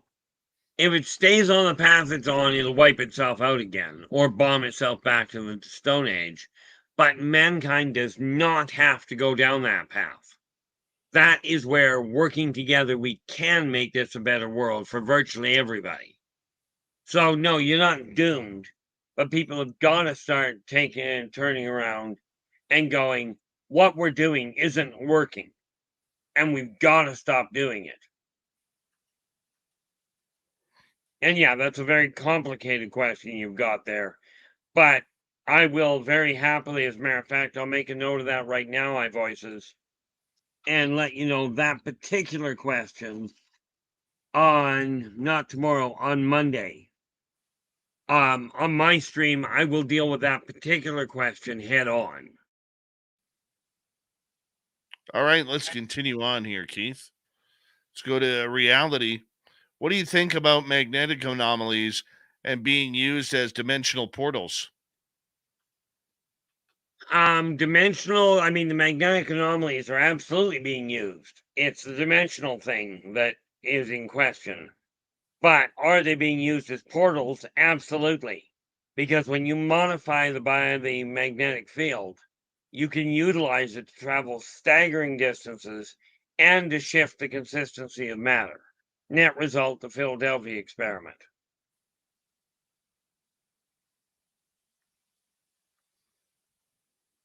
Okay. Let's go to Kevin. Why do they, as in ghosts or spirits, mimic us? Well, the ghosts and spirits don't actually mimic you, they were you. Okay. But one of the biggest reasons that they will take on a form of somebody that you're familiar with, the idea is to make it a little bit more relaxing so that you're not quite so fearful of them. Because you got to remember, basically, a ghost or a spirit is a driver without a car. That's the only functional difference. But again, it boils down to I want to make contact, but I don't want to scare the daylights out of you.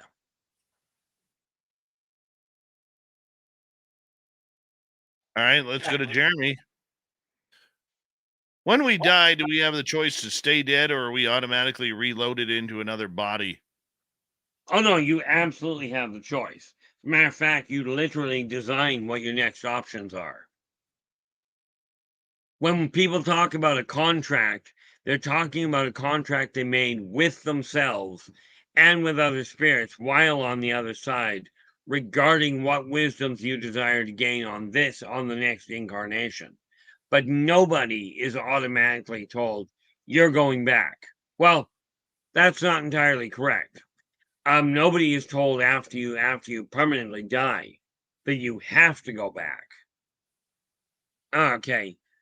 Some of you will go and get to the edge of the white light, if you will, and get shipped back. But that's because you yourself made the decision that regardless of how things went down, you weren't going to bail. But you get the option. That's why it takes an average for a human to reincarnate as a human. It's an average 70 years turnaround. And usually on the other side of the planet. But it does happen a little bit more often. I mean, we've heard of cases where there's an incredible documentary that can be found on YouTube about people who passed away during the tragedy of 9/11, and they were reincarnated quite quickly. And the theory behind that was that tragedy can make reincarnation happen much quicker. Yes, but that's not because they're sent back. That's because they did not finish what they set out to do. I myself have an average turnaround time lately of 7 years.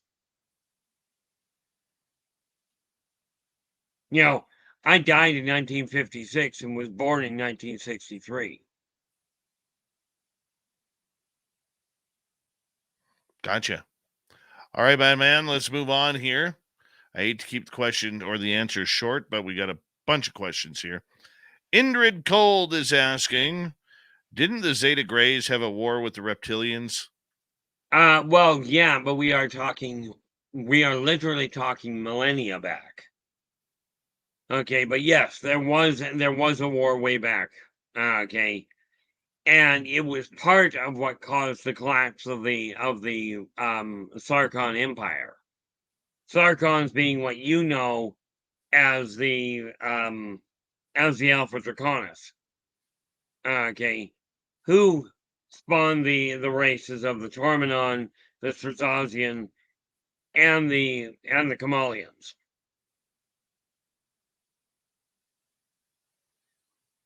Penny wants to know, Keith, can you show us the sound the aliens made in my yard? Remember when Carl was back and I was like, and I've told everybody I can't do that sound that you do.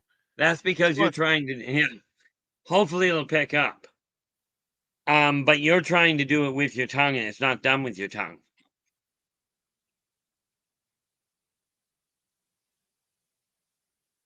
I don't know if that's coming through, though. No. So the unfortunate answer is, can I get it to you? Unfortunately, no. But it's not done with the tongue. It's done with the base of the throat. Yeah, it's weird. Totally Well, weird. that I won't argue. It's done by collapsing the throat around the vocal cords and then popping it loose. Yeah. I've heard it. It's weird. Voices wants to know, Keith, are zombies real? And do they try to eat people like in the movies? Number one, zombies are real, but no, they do not try and attack and try and eat people like in the movies. Zombies are something that is actually still created with a very specific formula by the practitioners of the Zodon religion down in what you guys know, or the Vodon religion, my apologies, way down in the South Pacific. Okay, but do they exist? The answer is yeah. Are you likely to see one walking around downtown? Not unless you see somebody with a cell phone nowadays.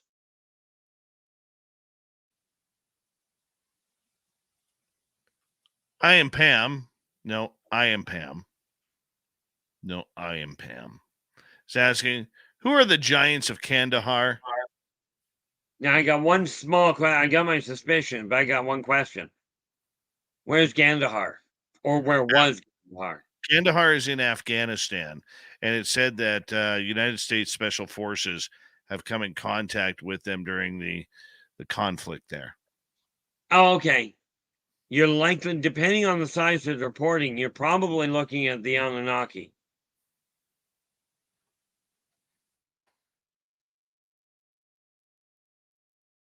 But you'd think they would have stood out a little bit more clearly, depending on where they were when they found them. But that'd be my best gamble on it. I honestly didn't realize the Anunnaki were back yet. I know they're coming back. But maybe they've already had a ship or two show up.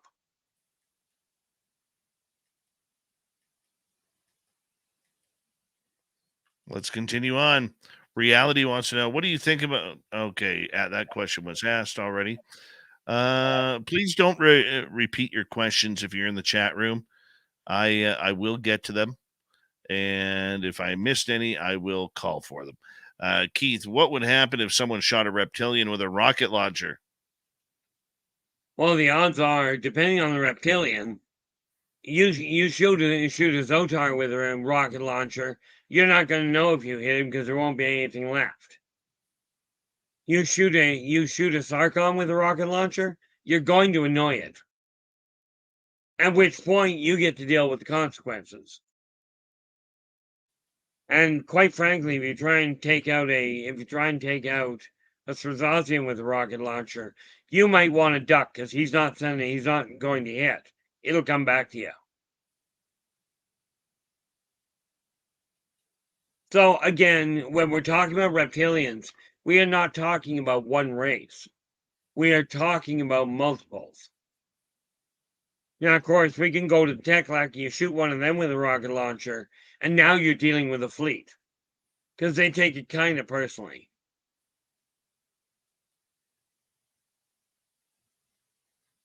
Okay, let's continue on. Sagittarius Dad is asking, how do alien craft create their reverse magnetic hovering and propulsion? That is done via the OT drive. It literally stands for the oscillator densification of the tri-transtemporal equipolarity, but they're taking the fractal inversion into consideration to slow it down. That probably didn't help a lot, but that's how they do it. And yes, I can explain that more in depth. We just don't have time for it right now. All right, let's get to Adarius. Are these the demons of the Bible? Armageddon close? That depends on which movie you want to watch. Because the demons of the Bible aren't there. See, what you've been told, there is a lot of discrepancy between what's written in the Bible and what my memories tell me. and what my current experiences tell me. But what you're referring to, I would not be holding my breath worrying about it. But I will tell you, the end times that they're talking about and the civilizational challenges that we've got coming up are very real and can be circumvented if we start putting aside our differences. As in, don't worry whether somebody calls it God or Allah or what name they want to use. It's simply a question of humans have to realize that humans are humans. You're all the same species. You're all on the same planet. It's time to get along. You start doing that, and the forebodings of the Bible become a wonderful children's story, written to scare the daylights out of people. All right, continuing on. Let's go to, we got 7 minutes, Keith. Derek is asking, why have the aliens not revealed themselves to the public, but have revealed themselves to most global elites? Number one, they haven't really revealed themselves to most global elites. Number two, if the aliens were to come out and go, here we are in a grand show, and just say, we're right here, mankind's civilization would buckle overnight. Now, you don't have to believe that. Okay, that's your choice whether you do. But mankind's civilization has been built on the fear-based, we are alone. There is no aliens. Everything that you've been taught in your culture says aliens don't exist. The fact that you're here questioning that just shows you're waking up. But that's why they have been instructed. Do your best not to disturb the individual lives. Do your research, do your fluid drawing and your tracking, absolutely. But leave the people as best you can to live out a normal life, as it were, excluding the memories. And of course, the miscalculation was that humans' memories tend to come back faster than they were planning on. And the more awake humans on the whole get, the harder it's going to be to conceal it. All right, moving on here. Let's go to Nikki. What off-worlders have come to Earth from the farthest location that you know of? The Zerziks. The Zerziks, when came through here, they actually got here before Earth was even built. But they come from the other side of the black holes. And I did forget another race that comes from the same place, which is the Vrozik. Okay, which have shown up here, although they do not have a corporeal humanoid form. So the odds of you actually seeing them, not good.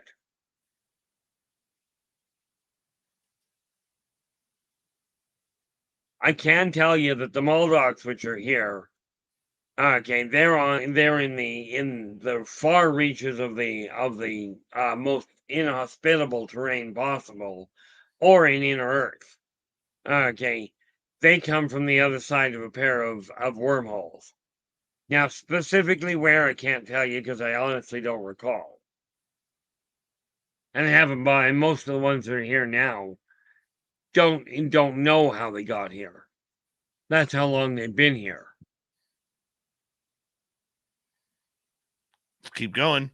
Kevin wants to know about the men in white. Well, like I said, they're a much more scientifically oriented. They are the counterpoint to the men in black, but they deal with captured aliens as in non-human. The men in black are known for taking out humans. The men in white are known for taking out the non-humans. Same basic principle to figure out how they are, figure out who they are, where they come from, this sort of thing. If you will, it's a humanoid version of an alien abduction. But they watch for landings and then target the people that come down.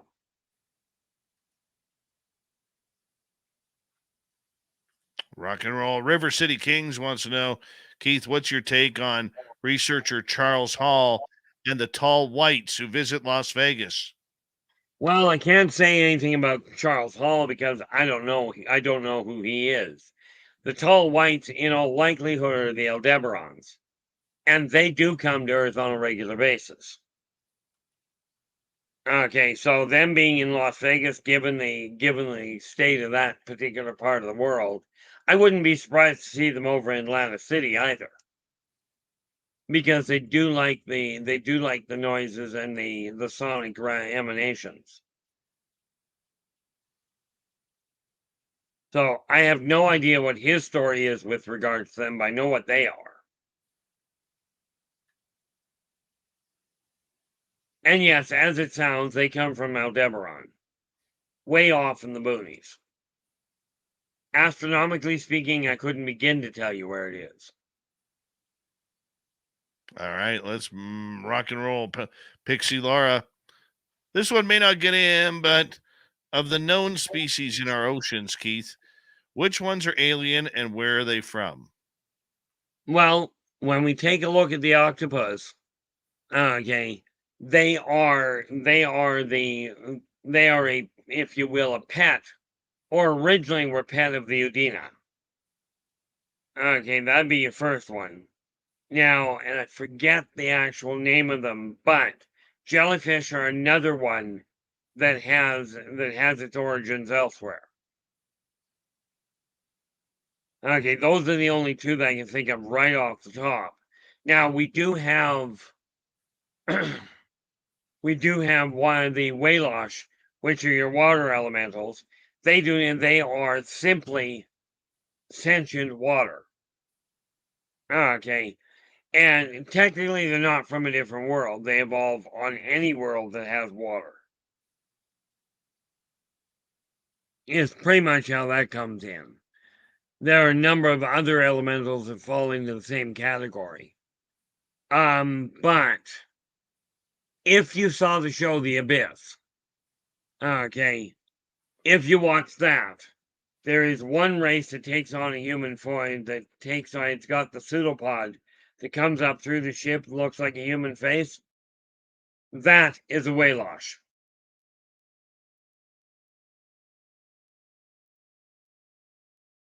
All right, let's go to our final question. We have 1 minute, Keith. Jules is asking, which reptilian species looks more like a crocodile? Probably the Sarkon is probably the one you're thinking of. There might be another one, but I haven't finished the research on it yet.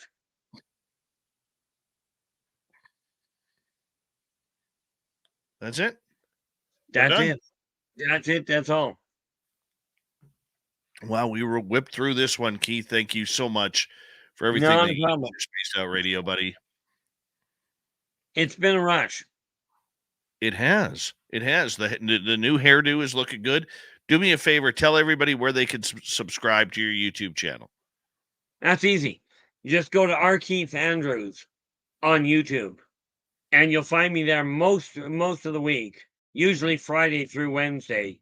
From I come online usually around about 4:30 p.m. PST. Excellent. Keith, thank you so much for another great ET connection with you, my man. And it's always good to have you here. And everybody in our channel, whether you're listening in Radioland or not, should subscribe. Coming up next, we have Among the Missing, then Little Timmy Senor, and the UFO Report. A busy hour 3 coming up right after this.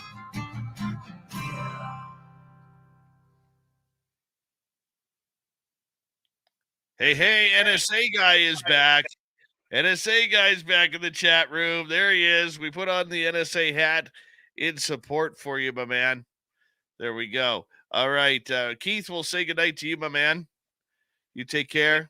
Well, thank you very much, and good night to all of you. You too, buddy. See you soon. Take care. Bye-bye. R Keith Andrews, everyone. I'll be right back. Little Timmy Senor is all excited. Yeah, we'll be right back, guys.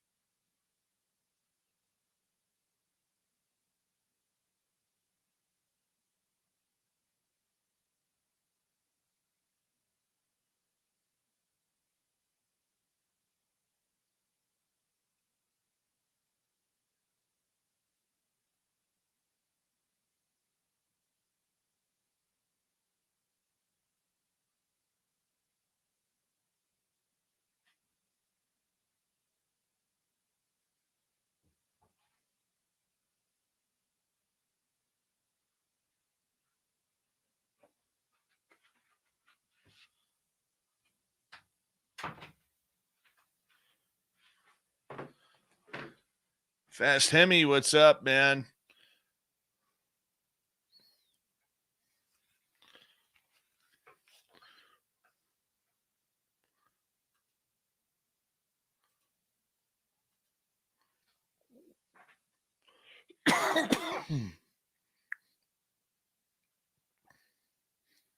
All right.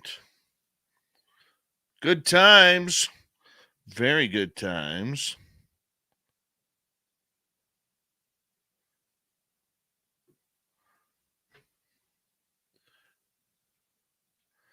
Keith is okay. Keith, we'll have to answer that from the chat room, Donnie. But thank you for another great super chat. Very much appreciate that.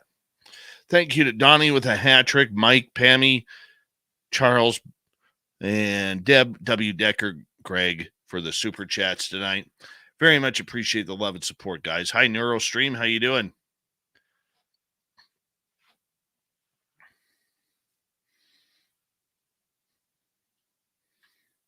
You know, Keith? Right there if you're watching. Me Waken, how you doing? Here we go, everyone.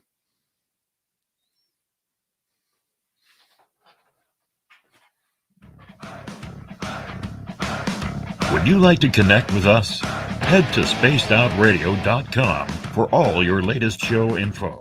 Now, back to Dave Scott and SOR. Here we go with the third and final hour of Spaced Out Radio tonight. My name is Dave Scott. Very much appreciate earning your listening ears wherever you are on this beautiful planet we call Earth.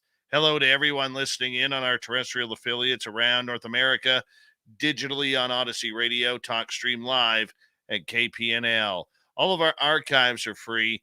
Join us at youtube.com/Spaced Out Radio. Do old Davey the favor, hit that subscribe button. The Desert Clam is set the password for tonight in the SOR Space Travelers Club. Sabulinarium. Sabulinarium is your password. Use it wisely, Space Travelers, as the Clam sets the password each and every night right here on Spaced Out Radio. Our website, spacedoutradio.com. We have a plethora of features for you. Rock out to Bumblefoot, read the news wire, check out our swag as well. Follow us on Twitter at Spaced Out Radio, Instagram at Spaced Out Radio Show, and on TikTok at Spaced Out Radio. It is time once again for Steve Stockton to join us from Among the Missing. Hello, friends. Welcome to Among the Missing YouTube channel on Spaced Out Radio. I'm Steve Stockton, and I'm about to take you on an unbelievable journey of people just like you. Their stories and encounters will haunt us on Among the Missing.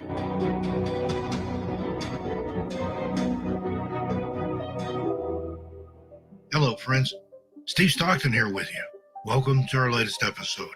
This time, we'll bring you more dangers from the Appalachian Trail. Join me. Let's walk and see.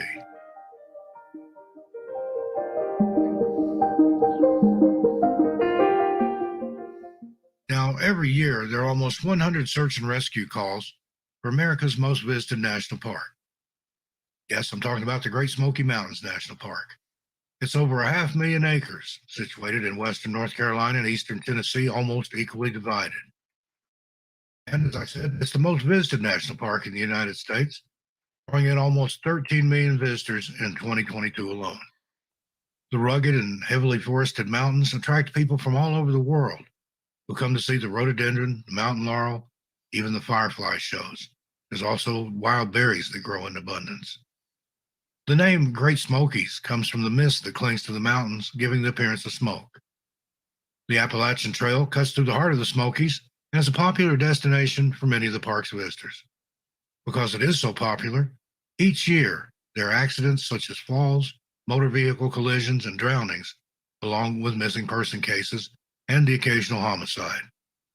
Park rangers and staff work diligently to make sure visitors have a safe, fun, and memorable visit, and ask that anyone visiting please adhere to park rules and closures, especially trails. Know before you go. The Great Smoky Mountains is the most popular of all the national parks and therefore has large crowds, and parking can be limited in some places and must be paid for. This area of the United States is humid, so visitors can easily become dehydrated. Carry plenty of water, especially in the summer months. Always tell someone your plans, including dates, times, and places. Leave an itinerary with family, a friend, or in your car. Personal location devices, cell phones, a map, compass, and even a GPS are always a good idea. Stay on designated trails. Many people who end up becoming lost leave the trail they're on to explore or find a place to camp, and then simply can't find their way back to the trail. The aforementioned Firefly Show is a lottery system and must be applied for months in advance. There are other areas of the park that are by permit or reservation only, and visitors must apply for those months in advance as well. Cades Cove is one of those areas. The weather can vary. Dress for the season and take the necessary clothing for extreme weather conditions such as rain and snow. The weather can change fast. There are several primitive camping sites and waterfall areas within the park. Don't be afraid to ask the friendly locals where the best places are to take photos, see abandoned structures, and possibly go for a swim. Being from the area, I can recommend Looking Glass Falls, Sliding Rock, Rainbow Falls, and the Sinks are some of the most beautiful water attractions in the park. Be advised, though, that the sinks are very dangerous, and many people have drowned by slipping on the rocks below the 15-foot waterfall and then being sucked into the whirlpool that occurs naturally at the bottom. The Pisgah National Forest borders the Great Smokies and is also over 500,000 acres of hardwood forest, hiking trails, and beautiful scenery. Make a special trip to this area and see the famed poet Carl Sandburg's home. It's on the North Carolina side of Pisgah. You won't be sorry. And last, be aware of the wildlife. Bears do inhabit this area. Keep food safely stored away and be vigilant when hiking. The more noise you make in bear country, the better. While in this area, if you get the chance, I also recommend the Blue Ridge Parkway, which is also a part of the Great Smokies. The following are a few updated stories from the Blue Ridge Parkway, the Great Smokies, and Pisgah National Forest. On April 23, 2023, 68-year-old Gordon Kay of Tampa, Florida, took to the trails of the Great Smoky Mountains National Park near Deep Creek in Swain County, North Carolina. According to Kay's family, who reported missing on April 26th after having not heard from him in a few days, he was an avid camper and experienced hiker and hunter and was familiar with the area where he'd reserved a camping spot at the Deep Creek campground. This was where he was last seen on April the 22nd or 23rd. The camping spot had been reserved under Kay's name for 14 days. Search and rescue teams from surrounding counties and a few from South Carolina joined the search alongside Appalachian Trail Rangers, the Asheville Fire Department, Buncombe County Sheriff's Department, and some 120 other volunteers from 29 agencies in 2 states. Efforts ramped up a couple of days into the search when crews learned that Gordon might be suffering from a mental health crisis. The new information intensified search efforts over the weekend. Dog teams from 2 different agencies were brought in to help assist in the ground search. An official statement was released that Saturday and reads as follows.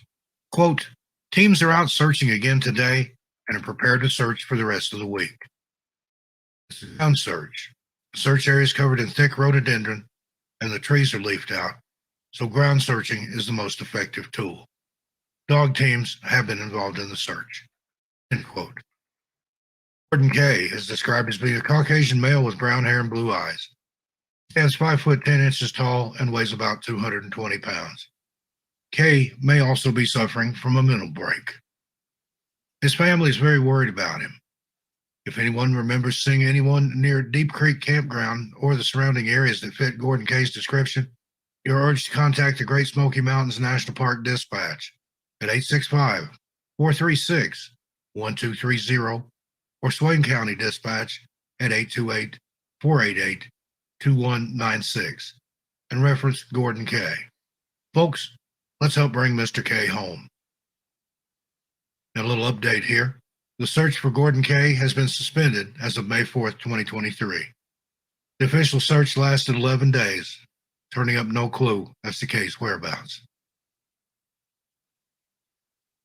And thank you, Steve Stockton, for another great story from Among the Missing. We very much appreciate Steve coming in here each Monday through Friday night to kick off hour number 3 of the show with a great story of missing people, strange creatures, and so much more. If you want more, head on over to his YouTube channel, youtube.com/Among the Missing, and get it right there for you. Make sure you hit subscribe.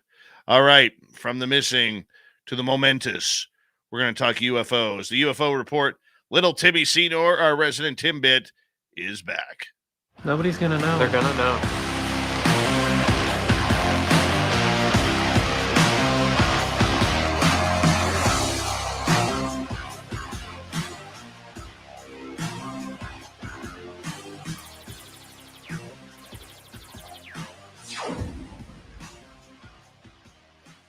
You always miss the laser cue, man. You always miss it by like a second.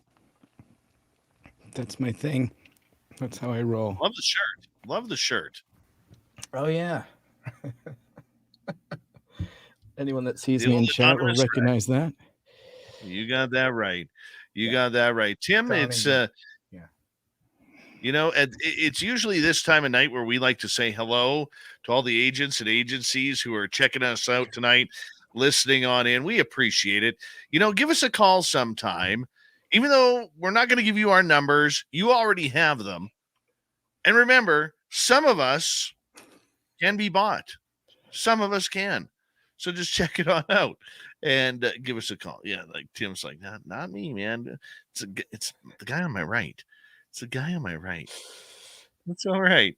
That's all right. Hey, Tim, you know, there's still a lot of fallout coming from this entire NASA briefing. And, you know, usually we try and bring a number of stories to the table here on the UFO report. But one of the subjects that really took off that I think we need to spend pretty much the whole time on is a reality for our audience that they may not even know about. And that is online harassment and a lot of horrific words being used towards people within the UFO community, along with the scientists and people at NASA and Arrow who have been dealing with a lot of abuse, to the point where NASA and Arrow are actually looking at taking this a little bit further with some of this hatred and abuse that's coming on. What do you know about this? I mean, kind of just the same thing that you saw with NASA coming forward and saying that some of their panel participants had been subject to both online abuse and I guess even phone call abuse. And so I don't think that any of the participants in that abuse have been made public, but I think there's a lot of assumptions being made on Twitter. And of course, that is the playground for this kind of plague. And so, I mean, at this point, it must be frustrating for people that are trying to focus on their jobs, being distracted by this kind of vitriol. It does seem to be extremely distracting and potentially scaring away scientists that want to take this seriously. Let's not all just assume that each scientist that came to that panel doesn't have altruistic motives looking for something that is new science to them. They may have had blank looks on their faces, but that's only because this potentially is something new to them. Let's not assume that they've been read in. But again, I understand the public's scrutiny, you know, but again, it doesn't allow for this kind of hatred to be spewed online and in public. And you know, there's really no reason for it. You know, some of the things that we have been reading up on, I know you've been reading up on it today. I've been reading up on it today as well. I mean, we're talking scientists and members of the NASA. And look, I'm not a fan of what NASA is doing with the UFO front. I will be fully upfront and personal with that. However, the one thing that I would like to state is there is a giant difference between being critical of what they are doing and attacking people on their personal level. And some of the memes and everything that came out regarding NASA and members of the Pentagon and members of Arrow over the last couple of weeks has been disgusting. lack of a better term, disgusting. I mean, look, we hear a lot on this, around the news and everything about online bullying and harassment, and the UFO community isn't above that, unfortunately. And when you have people who somehow have got private phone numbers to some of these members, including Arrowhead Sean Kirkpatrick, who leads the Arrow program out of the Pentagon, and are calling him up, leaving voicemails allegedly that are very, very disgusting and disturbing. That leads to a lot of danger. And from what we're hearing, NASA and other programs may be investigating some of these people for that online bullying and harassment. I mean, do you think we could see this go, or is this just a veiled threat saying, hey, we know who's doing this, we know who is participating in this, they've been very public, and they're just trying to call them out? Or do you think that this could lead to some knocks on some doors? Well, I don't know. I don't know. This is kind of a new territory for me personally to throw my own thoughts into, but um, I would assume, if NASA says that they have an investigation team on it, they probably do. So one can only assume that they're doing their job. But what I find frustrating about it, most of all, is just that it kind of sends out that net of the stigma all over again. This community, the UFO, extraterrestrial, other community, um, has a pretty strong say, in what's going on. And so for this community to throw shade at NASA so early on in their work really doesn't represent well, I guess. From the quote unquote UFO Twitter community, if that's where it's coming from, I don't know. Or if it's coming from individuals that just perhaps have personal beliefs, on how NASA's handling things. Really, the only people that know what's going on right now is that team at NASA and Sean Kirkpatrick and the DoD and all the people involved. And it's fine to have conspiracy theories, but to act out publicly on it, it gets into a dangerous area, in my opinion. So yes, I think they potentially are acting on their word, tracking down those people that are interrupting those people's work and potentially putting them in danger. Well, you know what, though? Like I said earlier, I really do believe NASA should be held accountable and should be criticized for what they are holding back regarding this. Whether this was the first meeting and its preliminary findings or whatever it may be, okay, I am fully aware they are a multi-billion-dollar investment of U.S. taxpayers' money each and every year.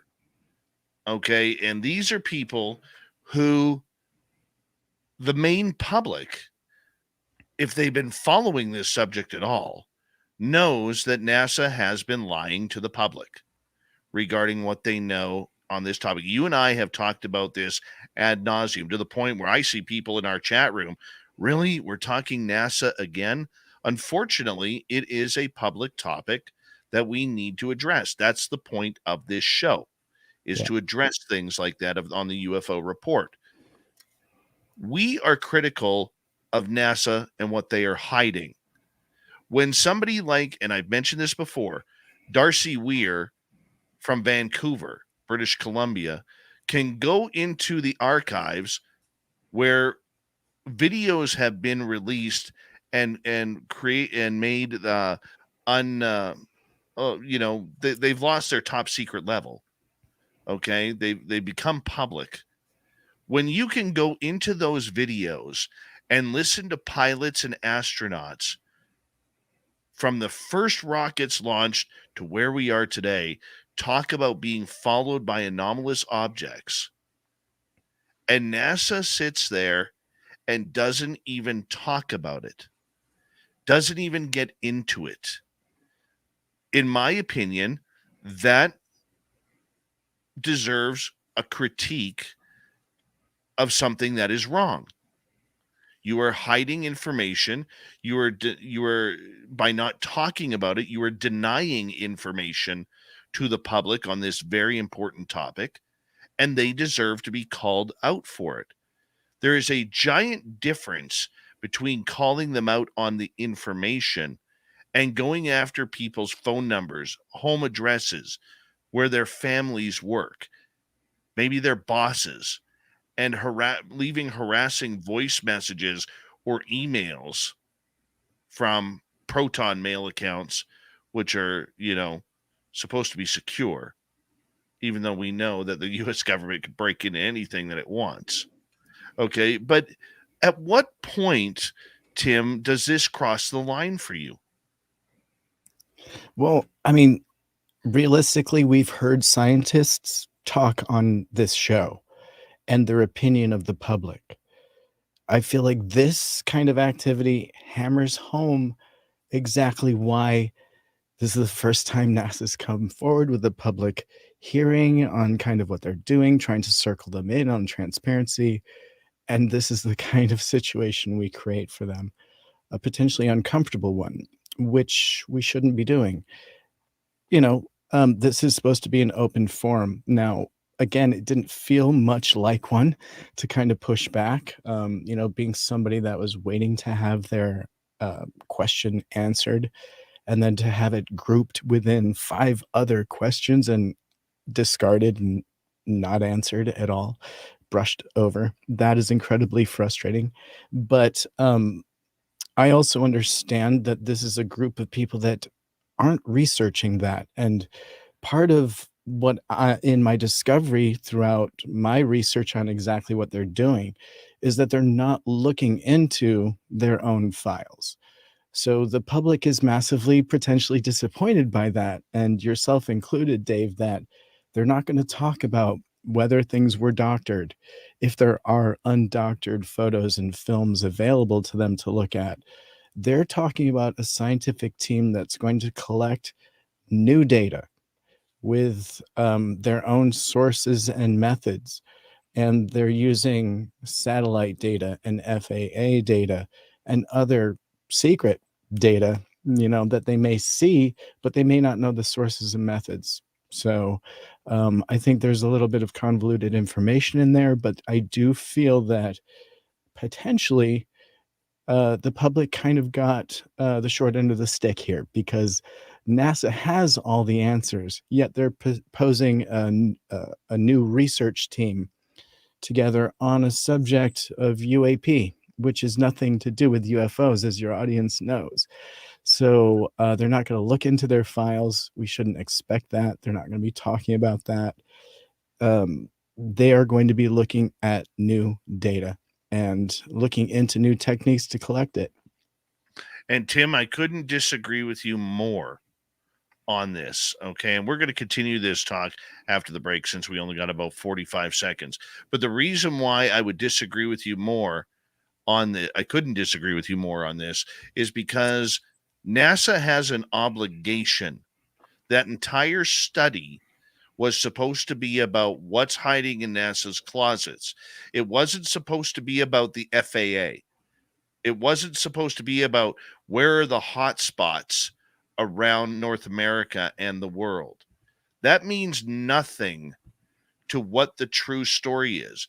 And you, by your words that you just stated, shows that it is a complete cover-up of what NASA should be doing. And we'll get more into that when we return on Spaced Out Radio with little Timmy Senor, our great intrepid UFO reporter, Mr. Nuts and Bolts, who loves everything that comes out because he's a big-hearted dude like that. And me, the ever-pessimistic Dave Scott, Spaced Out Radio, the UFO Report continues right after this. Stay tuned. We'll be right back.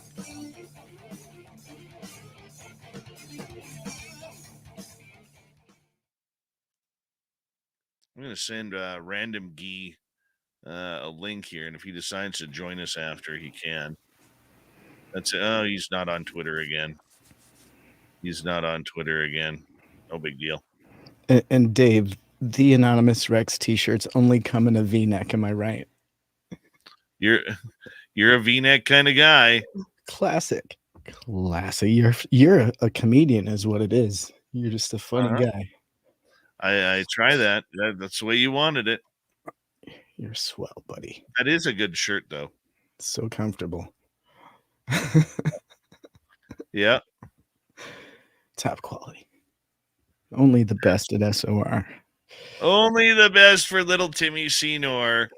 Because that's what we do around here. Oh, man. So did you get a thumbs up from RG for after the show? I don't know. Random guy, it's are Friday. you coming on the show? He's drinking his old fashions. You know he is. You know he is. He may have the kids this weekend. I'm not sure.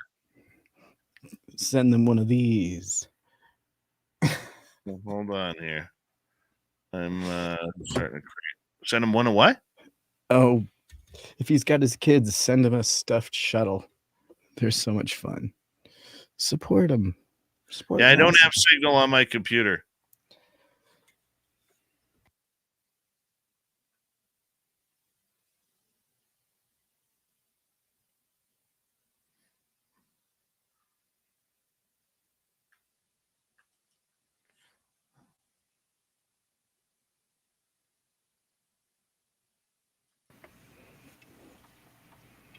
This one's for your audience. I know how they love it. It's Friday night. Sorry, guys. It's just water again. It just sounds like beer.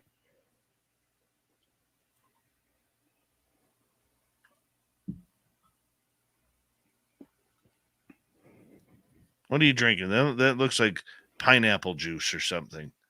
It's grapefruit. Oh, just as horrible. It's actually really good.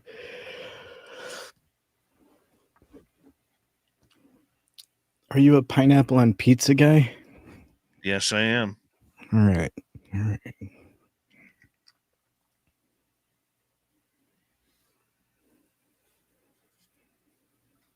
So it's little Davey Altman's birthday today. Who? Dave Altman. Don't know. Yeah, you do. No. He's in our chat probably at some point. Send cats and love. Never heard of him.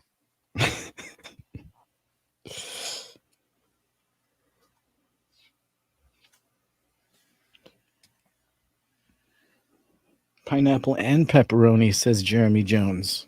Yes. And ham. Tequila and pineapple from Area 51.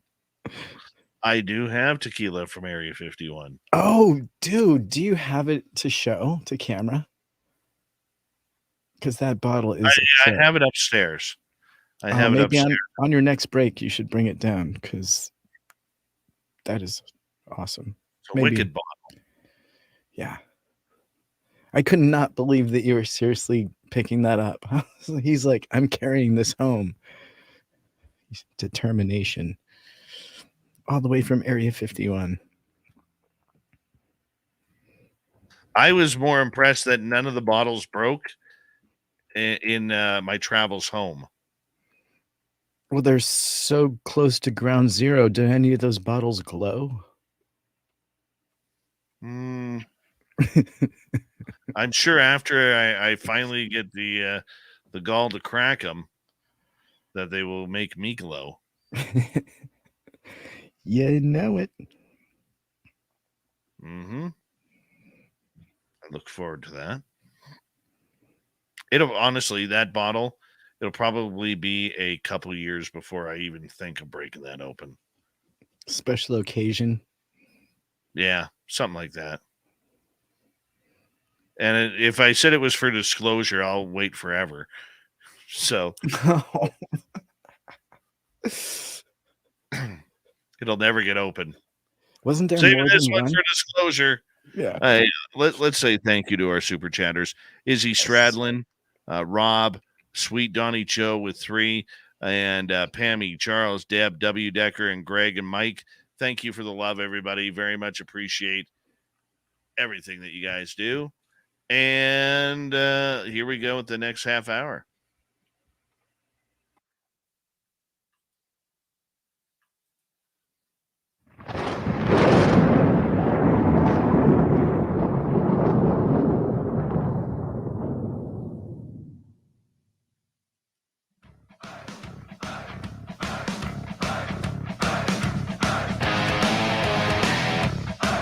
Final half hour of Spaced Out Radio is now underway. Thank you so much for joining us.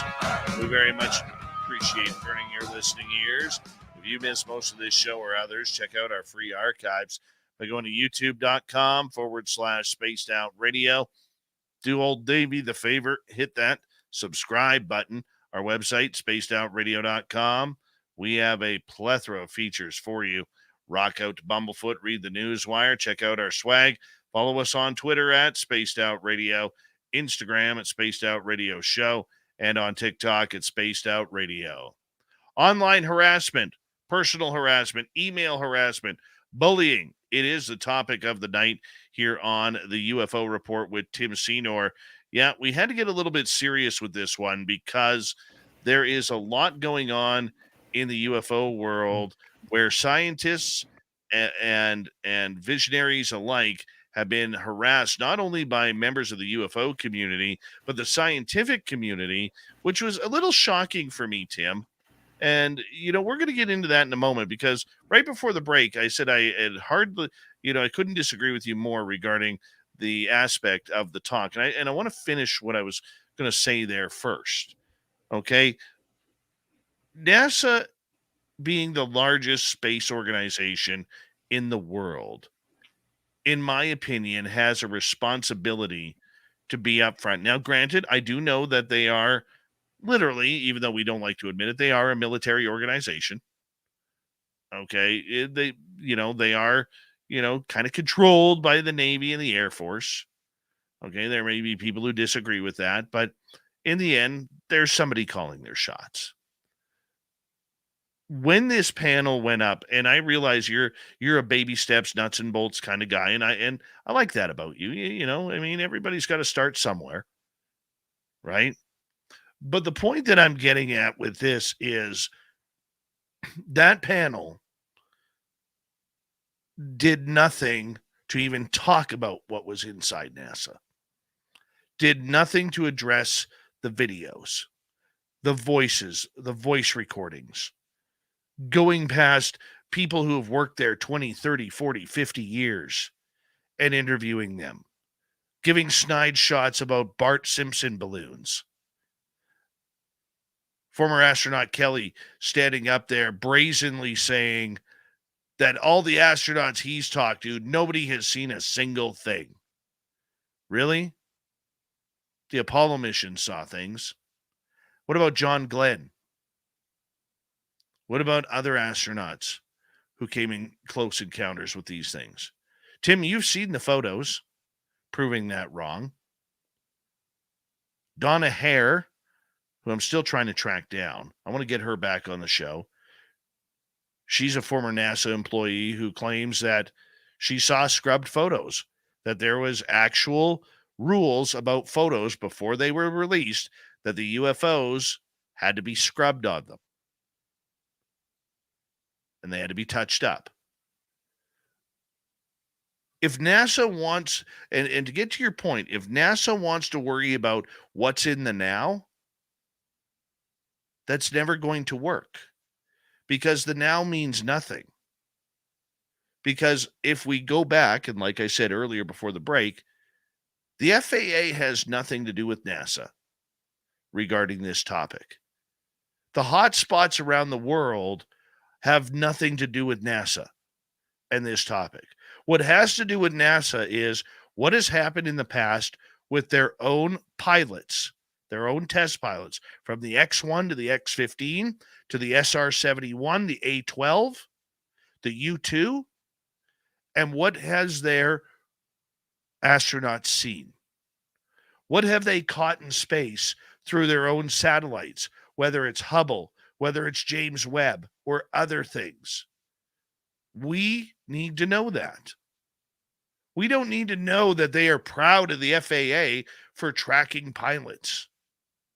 It's not their business. Their business is space, not airline pilots flying from New York to Seattle or New York to London. This is the point I'm getting at, Tim. And I'm not saying you're wrong, but I'm saying I think you're off topic when it comes to debate me on it. I'm okay with that, my man. I'm okay with that. Yeah. No, and everything you're saying, excuse me there, everything you're saying is valid. But this particular study with these scientists may not be the study for you, because this group has been put together for the now to figure out how to collate new data, acquire new data that they can all agree on that is data and evidence of something else that isn't an airliner, that isn't satellite fodder or our enemies. And it's an interesting study, and they're working on it, but we're not going to see any results until July. And then you can kind of talk to me again, I guess, on the results of this study. I don't think NASA at any point is going to look into the files. There's not enough quote unquote evidence that they can make public, I think, at this point, because it's all been scrubbed, literally potentially burned. And the astronauts and all of their absolutely valid testimony is just testimony to scientists.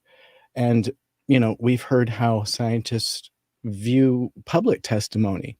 So it's not surprising that they're feeling the same way about their own astronauts.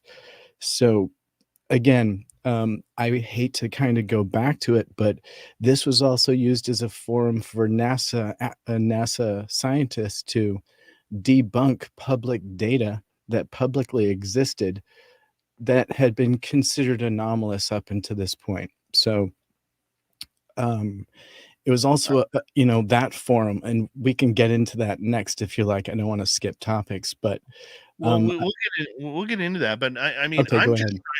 honestly, dude, and please don't take this the wrong way, because you and I are best friends. I don't know what the hell you're thinking. I don't.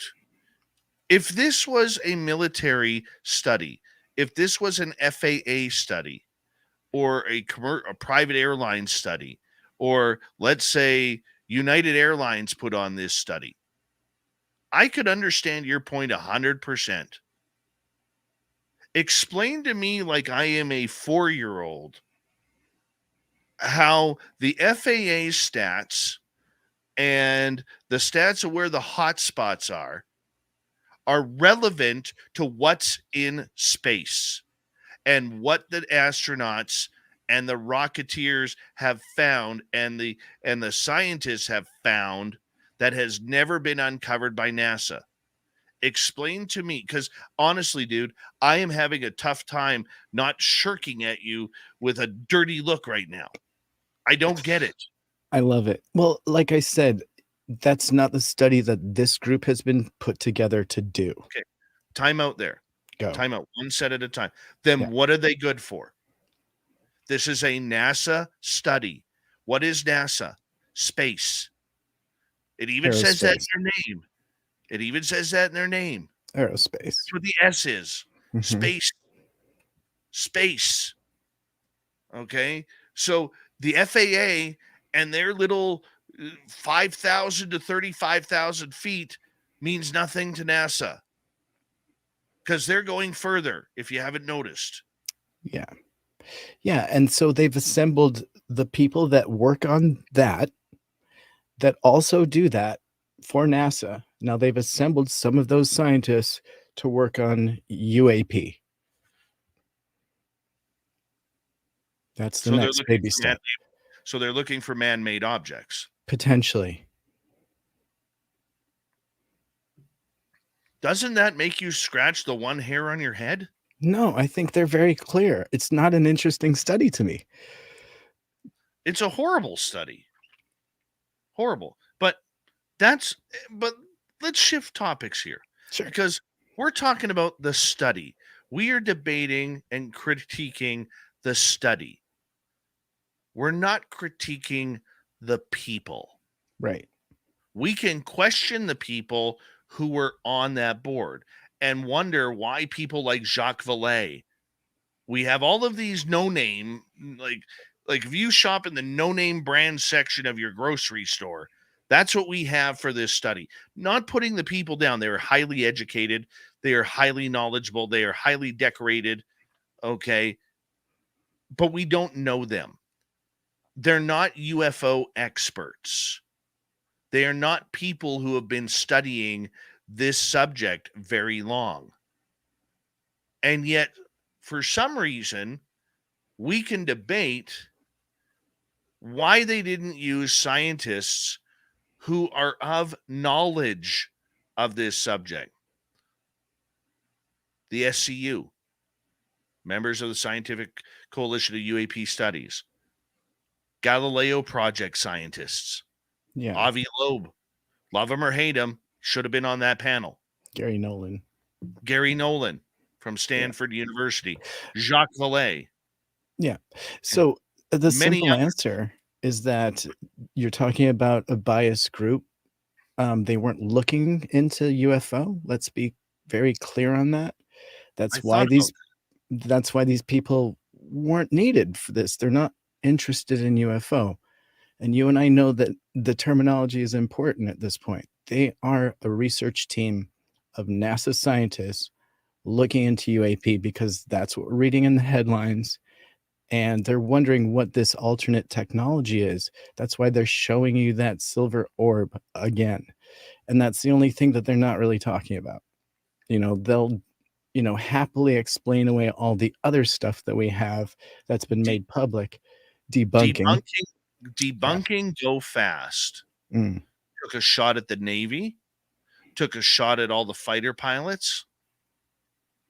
They have no idea if that was going 40 miles an hour or 4,000 miles an hour. What are the calculations that the Navy didn't do that these scientists did to bring it down to 40 miles an hour? Well, consider for a moment that's why it was so simple to be made public back then, because someone did do the basic trigonometry. Not to get conspiracy on you, but that's why it was not a big deal for them to make public, because they'd already done the math. Well, that's not what Lou Elizondo and Chris Mellon said. I understand. I'm just showing you potentially an alternate theory. Could be. But I don't think Lou Elizondo and Chris Mellon would bank on a 40-mile an hour orb or whatever. It was a series of a few videos that came all at the same time. A little bit overwhelming, right? But that means they weren't shown the rest of the videos. And there's also portions that have never been made public, that we may never hear about. So, but yeah, continue, please. How do we clear this up? How do you clean up this harassment and bullying? Does somebody need to be arrested for this? Does somebody need to go to jail? I mean, because that's literally what we're getting at. Look, there's a number of harassments that are taking place. There are, according to this panel, other members of the scientific community, the Neil deGrasse Tyson type of supporters, have trounced on a number of their colleagues who joined this NASA panel, calling them a joke, stupid, whatever kind of names, ruining your career. You'll never get another grant. We can only assume what's going on. But a lot of the dastardly stuff has come from people on UFO Twitter, which, I mean, our audience has heard me say this. It's a cesspool that you have to dig deep in to find the quality information that's actually leaked. and why anybody of substance, whether it's Elizondo or others, are still using hashtag UFO Twitter. I don't know, probably just to get the message out there. But I mean, some of the comments that we're hearing, like Sean Kirkpatrick having people phone his private phone number and call him horrific names. Look, you don't have to like Sean Kirkpatrick, the head of Arrow. There's a lot of questions that he needs to answer. Okay. But harassing him, that's not good, man. That's not good. And these people are proud of it online, Tim. That's the weird part. They're proud that they have harassed these people. And the skeptics involved. Look, I don't particularly agree with a lot of what Mick West says or John Greenwald or many others, because I think that they put a real black mark on people who've had real experiences because they've never had them themselves. I would bring Mick West on this show or John Greenwald on this show in a heartbeat, because it's good to have another thought or another opinion. It's not always Dave is always right. We need that. But it's healthy skepticism that is absolutely being ripped apart too, with some very disgusting and disturbing comments, including doxing people's records, their addresses, where their spouses work, where their children go to school. That's kind of dangerous, man. Not a Yeah, game I even like talking about. no, and I agree with you. And I'm not defending those extreme actions, but there's a large portion of the public that silently is squirming over this NASA's examination into UAP rather than their own records. The same way you are frustrated, that same element. Some people take it too far, but others just quietly sit back and just consider NASA potentially lying to them. And so, just to give you a quick quote here from the Intelligencer on this exact topic, it's brief. And so, during the panel live stream, several observers on YouTube alleged that NASA was involved in an extraterrestrial cover up. A forum for the public to ask questions included queries like, quote, has NASA ever lied to the public regarding UFO topic?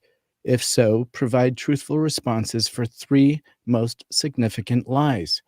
And so Nikki Fox, the associate administrator for NASA's Science Mission Directorate, said that several panel members had been harassed online for their involvement for the inquiry, and Fox discouraged the public from bothering her colleagues. So harassment only leads to further stigmatization of the UAP field, significantly hindering the scientific process and discouraging others to study this important subject matter. So this is really now being brought to the headlines, in fact. So it's kind of a big deal, that people are harassing people in this manner, when at this point, people, it's a little extreme, but at the same rate, the public feels that NASA needs to be a little bit more honest on this topic. And even though these scientists that have been collected there may not specifically know, it's incredibly frustrating to have one of our own astronauts come out, Scott Kelly, so publicly and say that he's never even heard the mention of UFOs among the astronauts. We know that's not true if he'd spoken to any of his predecessors. So that kind of knowledge in the public purview is frustrating and absolutely conflicts with what they were talking about at this public forum. So we can kind of understand why some people are boiling over, feeling they're being lied to. Oh, but there's a difference, once again, between the information and the people. Okay.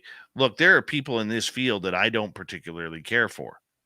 I don't sit there and go out on the Spaced Out Radio Twitter account or my own personal account at Dave Scott SOR and say, Tim Senor, where's Granny Ginch? or making, making up whatever it could be, man. I mean, I guess what I'm saying is, where's the level of humanity? Okay, where is the level of responsibility and humanity instead of being an internet keyboard tough person? And look, I don't know the first thing about hacking. I don't know the first thing about doxing. Okay, could I track something down if I wanted as a journalist? Yeah, if you look at the right spaces, you can always find someone's phone number, their office number, their email, or whatever, because most of that is online somewhere. All right. But when you make it personal and you start attacking people personally because you disagree over UFOs or over, like athletes get it all the time. That's why athletes are always changing phone numbers, is because the public somehow, one public person gets a hold of that number and they put it online, say, hey, here's LeBron James' phone number, or here's Connor McDavid's phone number. Call him line, tell him why didn't he score in game 7? Why did he miss that layup? Or how do you strike out 4 times in a World Series game? You're a bum, you're this, you're that. It's not a fun life. And that's big name people. We're talking NASA here. Right. Scientists who put their name out on a study. We may not agree with it. I don't agree with it. But at no point would I sit there and look down that list and say, I have to send these people a terse email and threaten them and call them all sorts of names and that. Like, that's just not good. It's No, not and good humanity. I agree with you, but let's also consider, Scott Kelly was kind of poking the bear there by bringing up a UFO quote unquote experience that he had in his F-14 Tomcat Superjet that he decided to bring up in a conference on UAP, calling it a UFO and then describing it once they flew past it a second time as a Bart Simpson balloon. That is not helping the topic when you're getting your audience to laugh. And I agree with you there. Tim, we're going to continue this conversation in overtime for our YouTube audience. So you just hang on tough. We got Mr. Ron Bumblefoot Thal rocking in the background with Little Brothers. Little Brother is watching. Bumblefoot is the official music of Spaced Out Radio, rocking us in and out of every single show. Get your horns up for the guitar god of self. Special thanks to everybody listening in at work, at home, in your cars, wherever you may be. Thank you to everyone in our chat rooms tonight. YouTube, Twitch, LGAB, Facebook, Spreaker, LinkedIn, the Space Travelers Club, and on Twitter at hashtag Spaced Out Radio. I know you're out there somewhere. Remember, this show is copyright by Spaced Out Radio and SOR Media Ventures Limited. Thank you so much for choosing to share your evening with us, because together, my friends, we're watching. We own the night. Mr. Bumblefoot, we need a favor. We need you to take us home.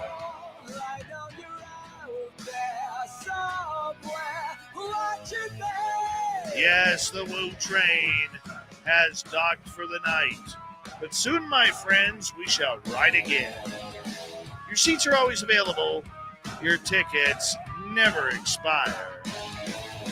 And if you want to bring a friend, we got room for them too. Good night.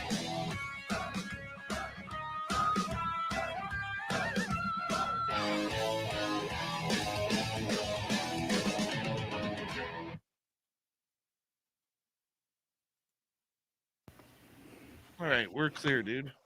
That's it. Alien tequila. That's the bottle and set I bought right there. Right on the right there. Yummy. Yeah. And the 2 smaller bottles are agave bottles. Oh. Yum. Danger. So what we're going to do here. RG's on his way. Is he? Okay, yeah. Cool. Awesome.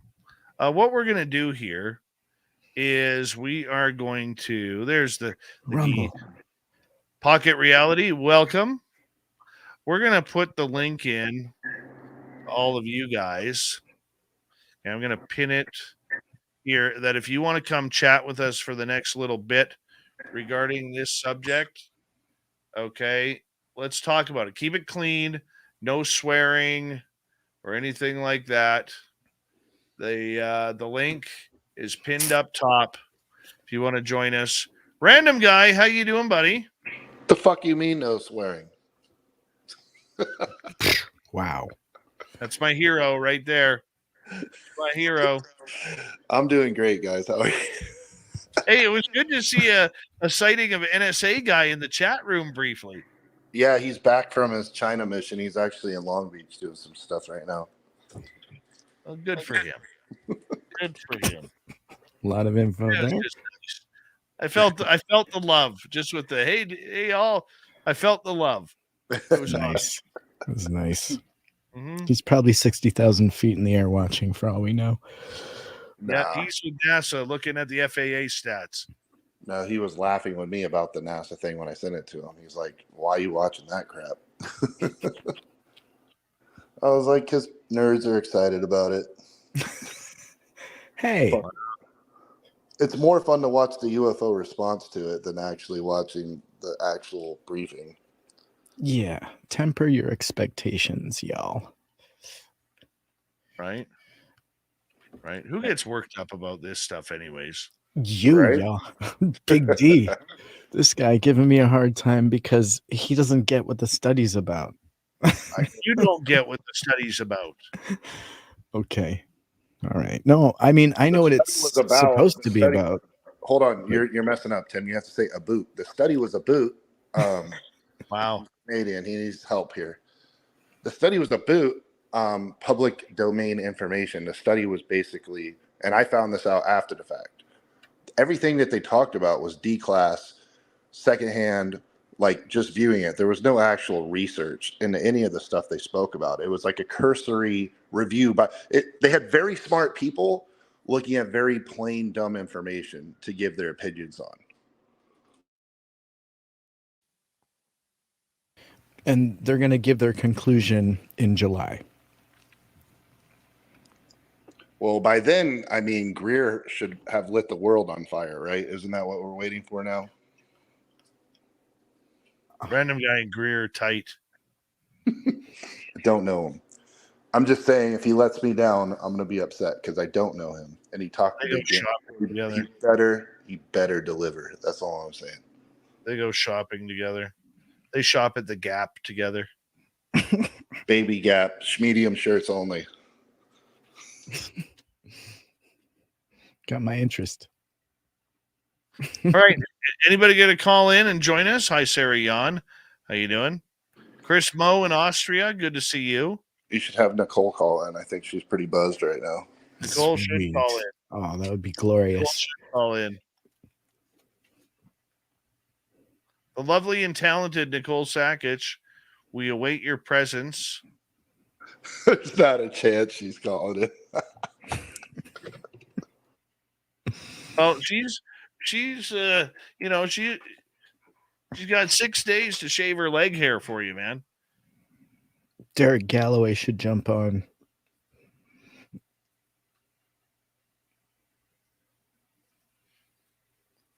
Mm-hmm.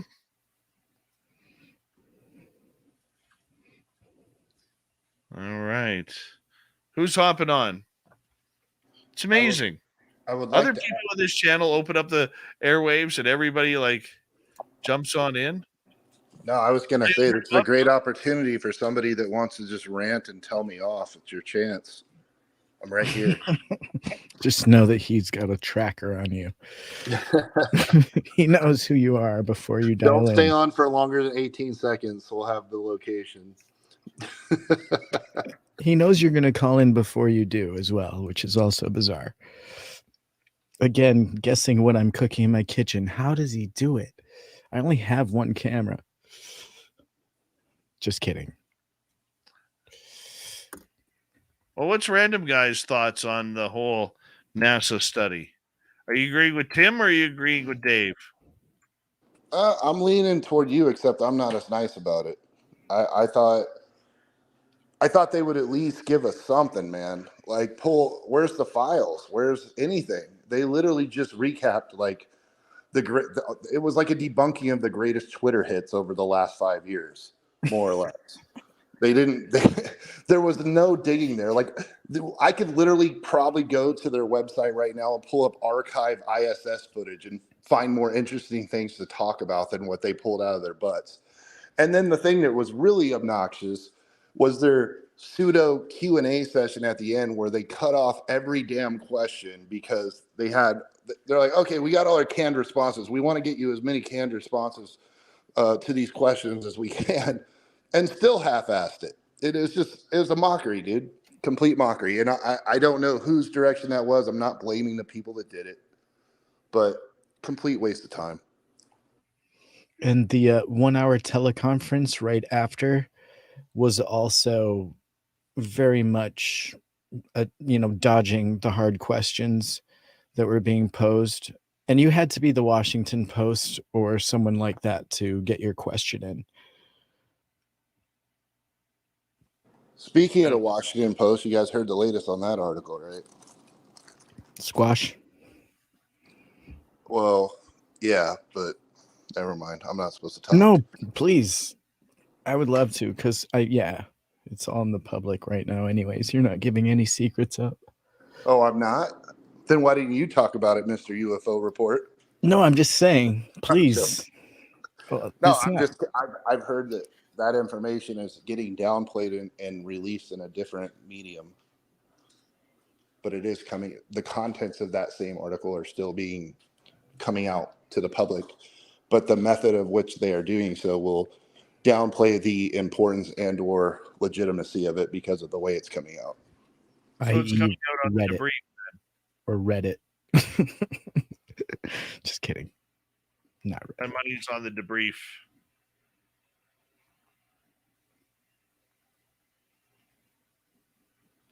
Or yeah. No, that's cool. Well, as long as it comes out. I'm curious to see, honestly, I'm really curious to see this Greer stuff because everybody's talking a big game. Everybody wants to debunk everybody else. And it's just a crap show, especially on Twitter.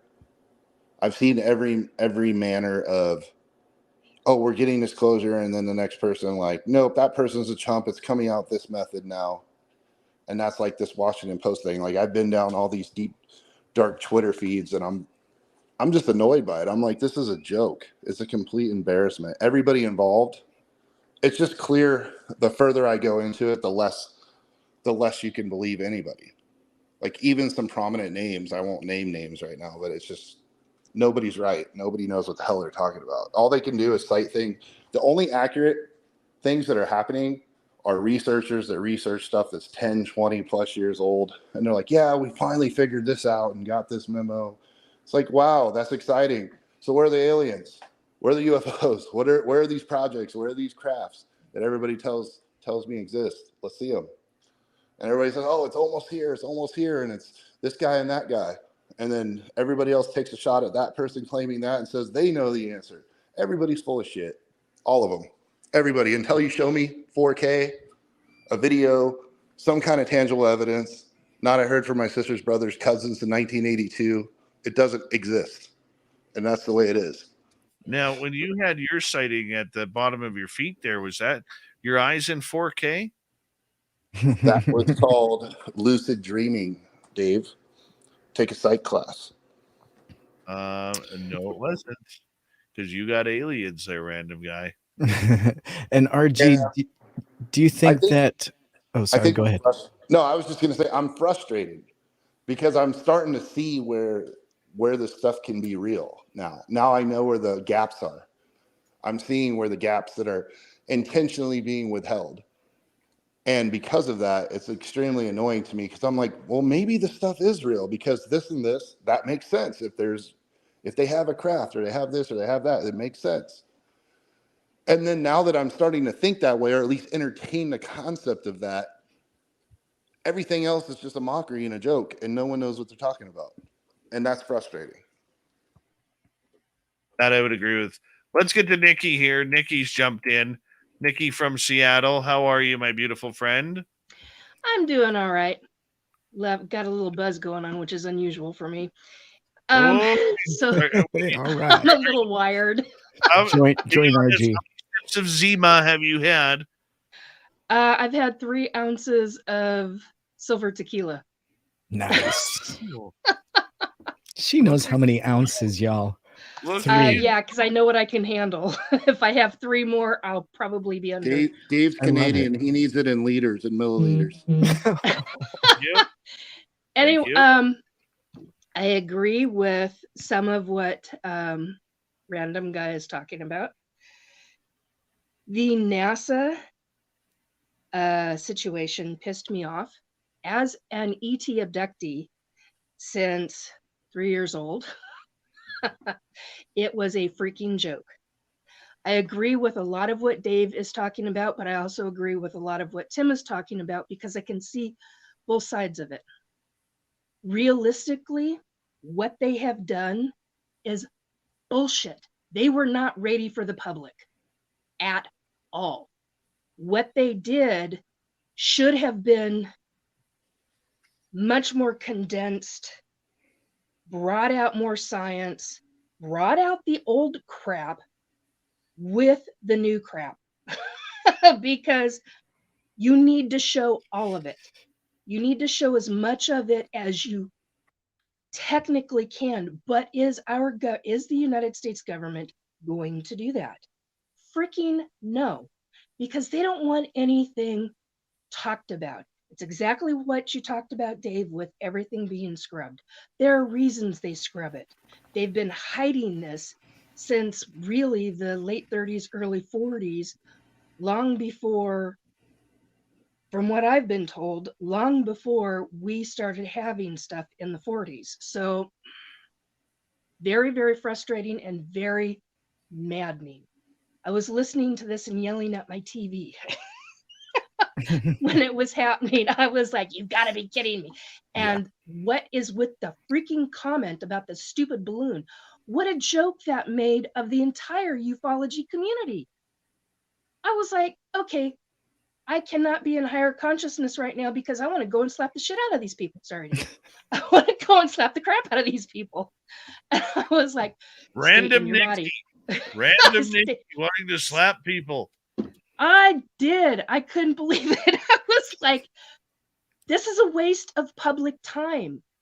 Get your crap together and do things before you come out publicly with the crap you were coming out with. It was ridiculous.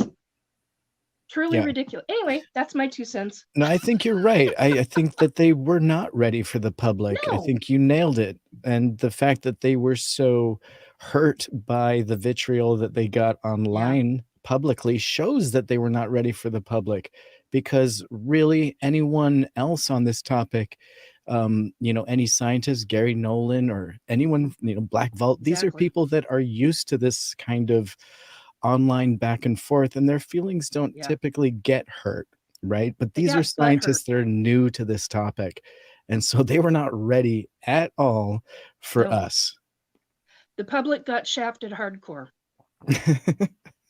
Yeah, which is a polite way of saying it, because I have language that would not be on Dave's show, would be on my channel, but would not be on Dave's show.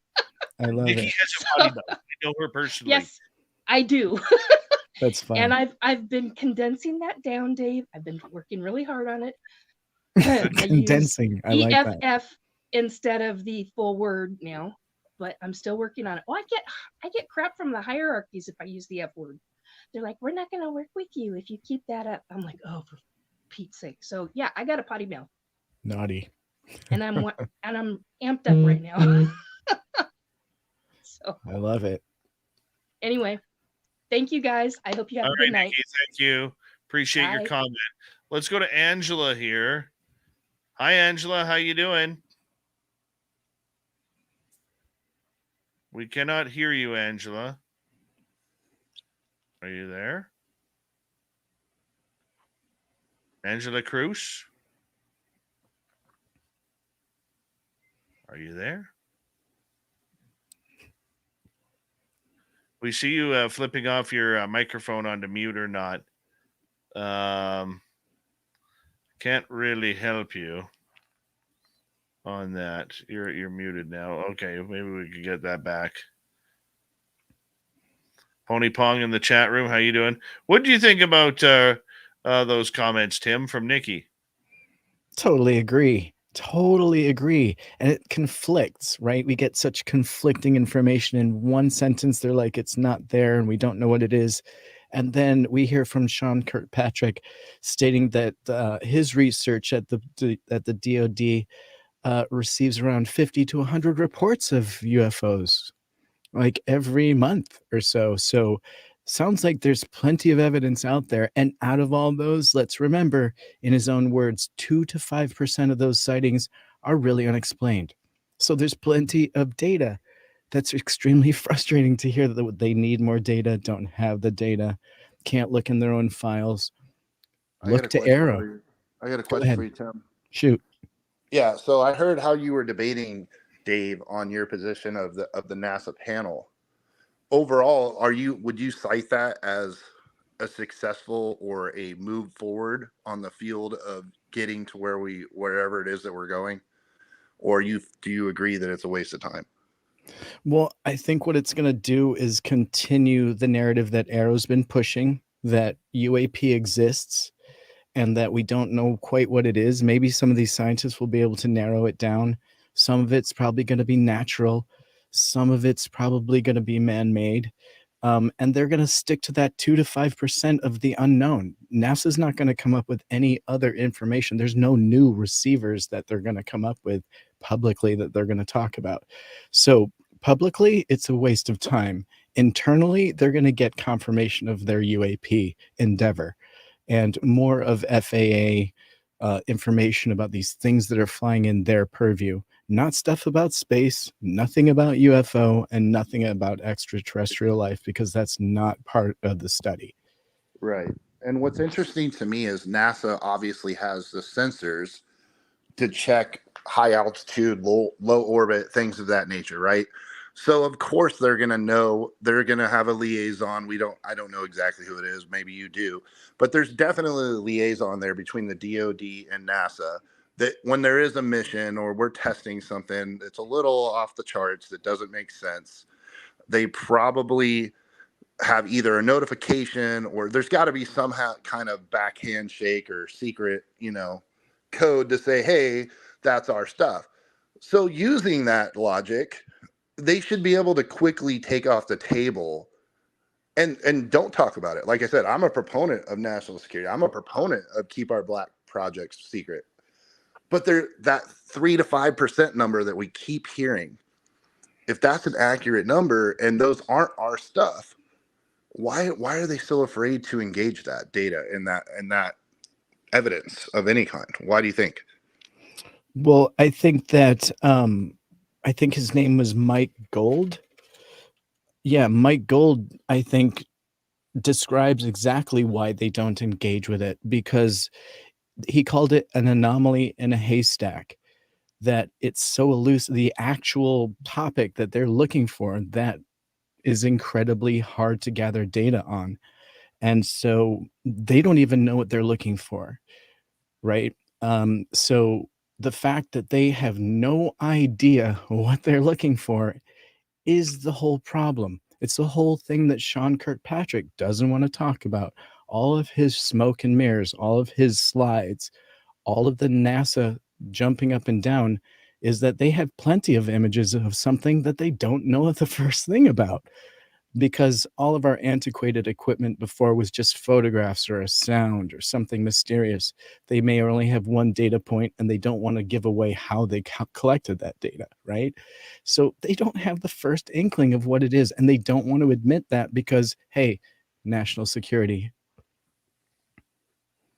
Yeah, I get it. Like I said, I get it, but there's got to be a way that they can pre-select that stuff. And if they truly want to address this stuff the way that they're claiming, like, what's the point of these panels, right? They're trying to say, hey, we're here to address all the unknown stuff. And they're not doing that in good faith. Like I said, I don't care about the black stuff. Take it off the table, ignore it, lie about it. I don't give a crap. But by everyone at every level and every organization's quasi admission, Some of the stuff is legitimate and we don't know. So if we really don't know and we know it's not our stuff, I just don't, even if you don't know what it is, it's like, and I've made that claim here. I think we do probably have stuff, but they have no idea what it is. Right. But like, why? What's the fear factor of saying we really have no data? Or just come out and say, hey, look, we have this thing. We have no data. We have no idea how to evaluate it properly. So we hesitate to give you guys the wrong perspective. However, just understand there's weird stuff going on. That alone would be a billion times more effective in conveying the message and building trust than what we just saw. Right. Go ahead and click Stephen Greer's theory into what you just put there, because that might answer a little bit of it. If part or even 1/10 of what he's pushing is true, it could initially fit into why. Am I going up the wrong road there, or what's your thoughts? No, I honestly, only thing I know about Greer is what I see on Twitter. I don't know his So research. the I don't know his history. the secret programs hiding technology and things like that. So if that's true, that's why we're seeing this big attempt at outing the technology, maybe outing the secret programs that are being hidden away in Right. public owned companies, if you will. So Well, no, they're that's how I came into this whole conversation, was skeptical. Like, there is no UFOs. The way I came into this conversation months ago was, prove to me that it's not our stuff. And as we move along, more and more points to my skeptical side, which is annoying, because even though every point that I make keeps coming true or indicative that it's true, I'm starting to believe in those 3% or 5% cases now. That's what I'm looking at, because when you come from such a hardcore perspective, the way I did, and you start learning about stuff, you're like, the curiosity as a human makes me intrigued to want to investigate that stuff. And the fact that, I don't know, it just seems odd. It seems the odds are against us, and it's very frustrating. And if it is our stuff, then this is truly a waste of time. But that 3 to 5% suggests it probably isn't. Dave, thoughts? I'm just finishing editing here. Okay. No, and my big thing, what it comes down to, and is how many preliminary studies do we have to have? We've had preliminary studies on the NASA thing. We've had preliminary studies from Arrow. We've had preliminary studies from Congress twice. How many more preliminary studies do we have to have before we start getting to the root of the issue? Are there UFOs or are there not? Okay. And if you're going to tell me that there are not UFOs, provide me with the information, or the public, not me, the public, with the information that shows that your stats are right. Right. Well, Okay. consider what if, well, I'm sorry to interrupt you there for a moment, but what if we get that soft disclosure article that mysteriously appears publicly, let's say, at some point, and it says that there's something, that they have evidence of, like, bodies and crafts, let's just say. And if that came out around the same time as, let's say, the end of this conclusion for this NASA report, and what they came up with confirmed this 2 to 5%, and they were a little bit public about what that 2 to 5% was, in conjunction with some kind of soft disclosure. Do you see that potentially on our horizon as maybe a soft admittance to some kind of extraterrestrial life? Do you guys see that potentially in conjunction with this program? Well, of course, but I mean, that's confirmation. It's not soft disclosure. It's confirmation. I think it's going to be more of a pacification. They want to give us just enough that we'll leave them alone. In that scenario, I don't feel like it's disclosure like you think. I don't think that if they come out, and this seems to be a popular belief in most of the chats that I've seen, is like, okay, we're this much closer. It's like, if there's 0 to 100, we're at 70 right now, and every step is 71, 72, and so forth. sometimes you get 5% jump. I don't look at it like that. I look at they're going to keep trying to make it be enough, but that they don't have an end goal to be 100% at any point. It's going to be, we are going to scratch and claw and give the minimum as long as we can until people leave us alone. Dave, did you find it? Go ahead. I'm sorry. That's what we need to do. I mean, Tim, my critique of my debate of what you're saying, I'm not saying you're wrong. Okay, I'm not saying that at all. But at some point, we have to move past these preliminaries. Okay, how many preseason games do you need in the NFL before you start the season? We've been having this season being played out since 2017. How many more preliminaries do we need? Right? Yeah. And you and I will agree to disagree that NASA doesn't need to know about, has nothing to do with what's in the water, has nothing to do with what's in the in the FAA's files. Means nothing. All that is dodging the real point of what is NASA hiding. Preliminaries or not, okay, preliminaries or not, that's the point that I'm getting at. Yeah. Okay. Yeah. And that's where I've had enough, you know? Yeah. Yeah. Like I said, this was a group of scientists that are set up to study something. This is not a group of scientists looking into NASA files. It's NASA scientists being used as independent study group on the UAP topic. It's very not what I think the public is expecting, or perhaps what your audience is expecting at all, and what I was expecting. And until I heard them all speak on what the actual project intention was, all the questions about extraterrestrial life and UFOs just made no sense being posed to that group anymore. Understanding that that is not what this group was set up to discuss or investigate. But instead of accepting that, Tim, we have to go harder and say, why would you pull that? Okay? If you tell your child not to eat dirt off the ground, and then they stop eating dirt, but they go pick up a piece of gum off the sidewalk and chewing it, is that okay? Right. Great analogy. No, not at all. And that's why it's so frustrating, and why we're seeing such a pushback, and why the public got kind of the wrong idea, and why we saw so many misguided questions at this panel. I don't think the questions were misguided. The panel was misguided. Perhaps. But yeah, they're not looking for extraterrestrial life. So anything about that, they're going to not know. But you don't even have to go down the extraterrestrial road. That's what I'm saying. You don't have to go down the extraterrestrial road. What you need to do is you need to go down the road of what's in your closet.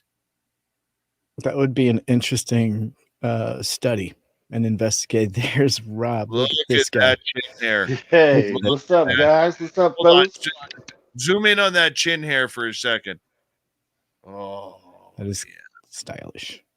Love it. Yeah, how's it going, Rob? Good to see you, buddy. All right. Hey, Dave. Hey, Tim. So I hopped in late. Where are we at? What's going on? What's the opinion? NASA. Yeah. Okay. Well, you watched the show the other day. You know how I feel about it. I feel like there was some takeaways from the hearing. A lot of people came into it. I guess expecting too much is what I'll say. You have to know that NASA is never going to give the answers that you want. They're lockstep with the government. So the same things that you expect from the government, same thing you're going to expect from NASA. NASA loses a lot of funding and a lot of those programs are over with if they ever give you the confirmation that you're looking for. So that'll never happen.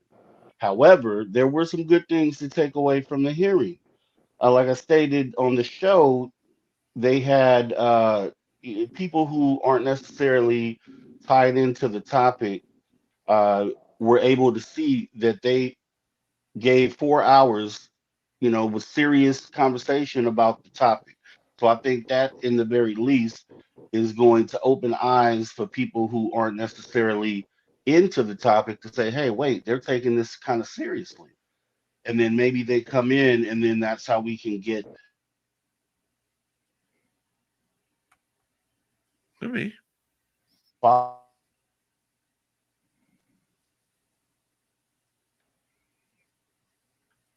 Internet's acting up. Can you hear me? You got it? Yeah, Okay. you're back. Yeah, you're back. Yeah, so that's how I feel about it. Where are you guys at on it? I know I heard the Dave 101, so I know where Dave is at with it, and We're not really pretty pleased. split. We're Well, split. I'll be right back. You guys chat. I'll be right back. Dave and I Yeah. personally are a little bit split just on our philosophies of what their objective is, perhaps. I'm pretty much in the understanding that they're on a scientific venture for looking for new data on UAP. And at this point, they're still trying to agree on what data is. They're very much in ground zero, which is unfortunate. It did seem like they were relatively uninformed on the topic. Even their presentations seemed like more of a how can we all put our heads together on this to move forward with the topic. They're very much in the very beginning, in my opinion.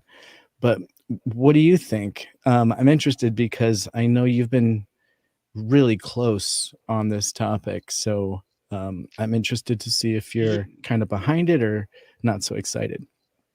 Well, I'm actually excited. I come at everything. I never like to criticize anyone for what they aren't doing. I always look at what they are doing. And, when I came into the hearing, I expected not much as well, but I did look for the little tidbits in there. And I think, like I stated, I think that there were some things that you can consider a win. Like, for instance, the chart that he put up, the same one that he showed at the UFO hearing, at the Senate hearing, where they pretty much, prior to where they had redacted shapes, they had actually admitted, okay, we have these certain shapes, these white balls, small white balls. We don't know what they are. They're anomalous. And if you remember my sighting, the objects in my sighting were little round white balls. Yeah. So for me, that was confirmation. So I considered that a win. Also, the orb, the Mosul orb. So he doubled down on that and stated that that was a real object that they still can't explain. So I think we got some things that we can put in our bag, and as far as the data that we need to collect, just as on humanity. You know what I mean? And like the effort that you have your UAPRG.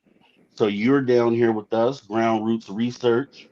And, I think that that's the way forward, is for us as humanity in the community to go ahead and take the data that we have, source our own data, and come to our conclusion, because we don't need them to confirm it. So say they do confirm it. What does that really do for you? You know what I mean? We have experiencers, we have people who have seen objects, we have contact in some cases, and this is just within the humanity in the community. So, I just think we need to stop spinning our wheels, allowing the government to distract us and waste a lot of our time waiting for reports every 6 months. So waiting for a hearing. It isn't really healthy to always be upset. You know what I mean? And so, like I said before, the Lucy and the football analogy has been thrown around a lot lately. So, are you going to be Charlie Brown every single time we come into one of these hearings, expecting something that isn't going to happen? That's such a great point. I love what you're bringing. And the public purview is really where everything's going to end up. And each of us need our own version of disclosure, anyways. So who cares what we're getting from the government or NASA or anyone? I totally agree. But I'd love to get your take on why we saw that Joshua Scimitar so readily came forward and debunked the Go Fast video. And why do you feel like they chose the NASA presentation venue to give this debunking presentation? You know, because they knew that it was going to have a lot of eyes on it. They knew that the national and global media were going to be tuned into it. And as you saw, pretty much immediately after the hearing, a lot of the news outlets that don't really want to push disclosure jumped on a lot of those points, a lot of those debunkings, and said, look, they said there's no proof of ETs. Look, they were able to explain this mysterious video that started all this. They've debunked it. Stephen Greenstreet put out a short video earlier today where he pretty much pointed out the same thing and said, look, this gimbal video or this Go Fast video that you've been hanging your hat on since 2017 has been debunked. So there's nothing to this here. So I think that's why they did that. All right, let's bring in Jenny here. Hi, Jenny. How are you? Hello, Dave. I know you're one of the people who is absolutely sick of the whole NASA talk, and I apologize about that. Well, that's okay.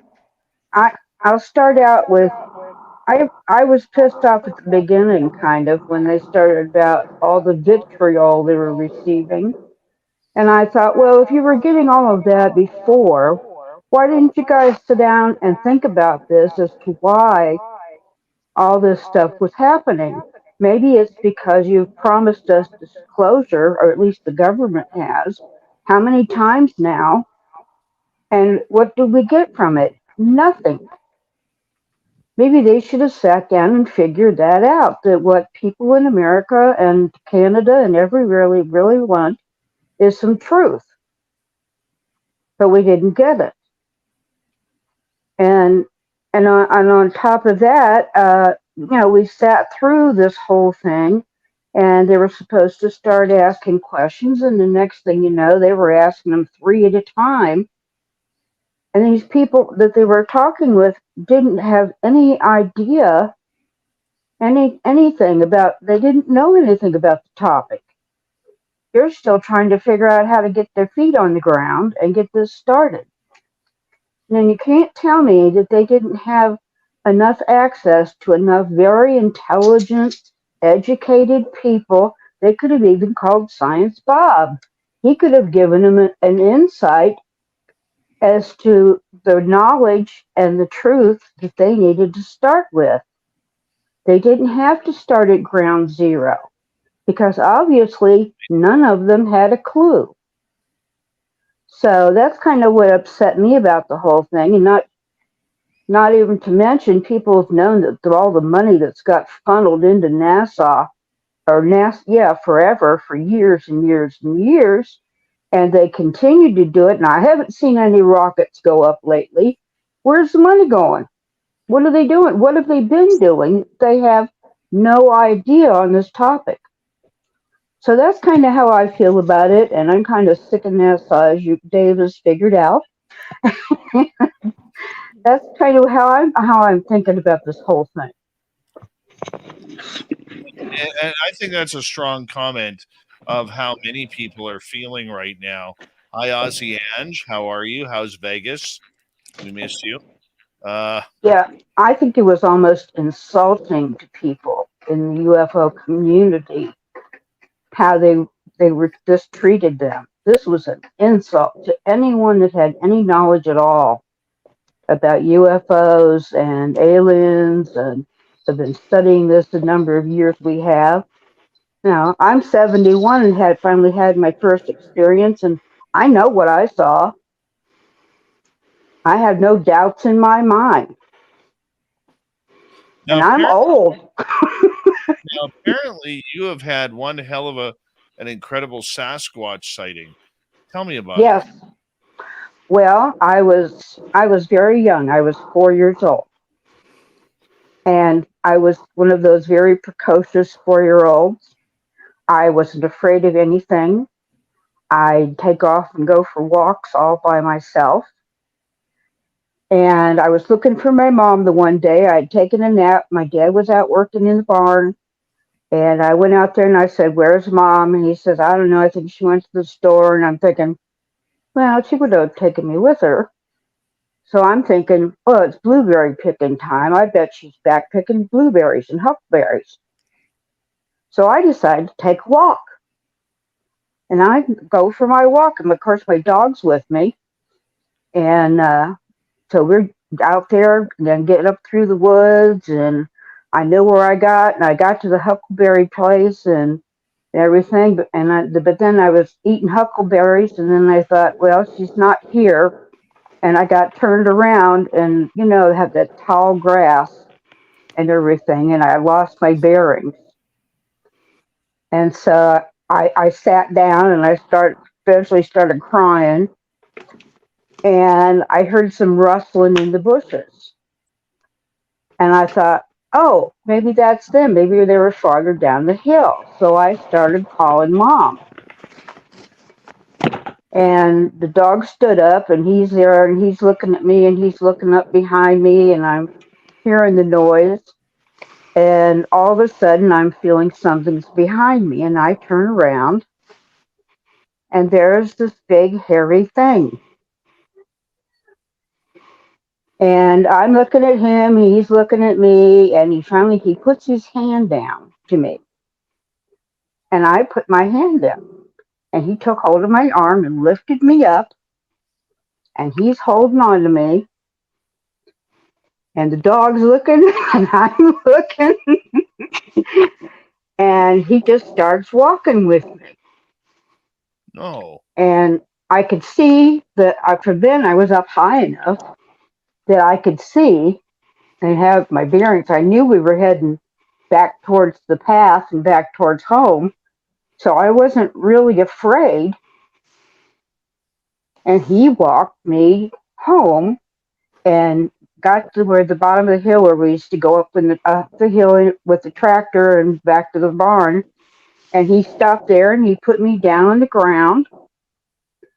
And I just looked at him and then he turned me around and gave me a little push, kind of like, okay, you're home now. You can make it from here. And I started walking up the hill to go home and I turned around again and he was gone. What did his hand feel like? Actually, his hands felt kind of soft. It was a leathery feeling, but it was like a soft leather. And he was holding me kind of close and everything. And he smelled just like the woods. He smelled like dirt and leaves and grass and that's how he smelled to me. I didn't think he didn't stink. Had really long hair. It was kind of reddish brown hair. His face was darker, but it definitely looked like a person type face. And I wasn't getting any bad vibes from him. At that point, I was still very wide open, and I could read everything. I could read the animals. I could read people. I eventually shut that down for other reasons, but at that point, I had no fear of him whatsoever. And I occasionally would see him later on. I didn't tell my dad. I didn't say a word. I just kind of knew I needed to keep my mouth shut because I was one of those kids, they always told me I was lying. So I thought, well, I can tell them this, they aren't going to believe this anyway.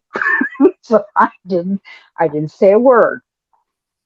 But every so often I'd be out running around and I would look over and I could see him and everything.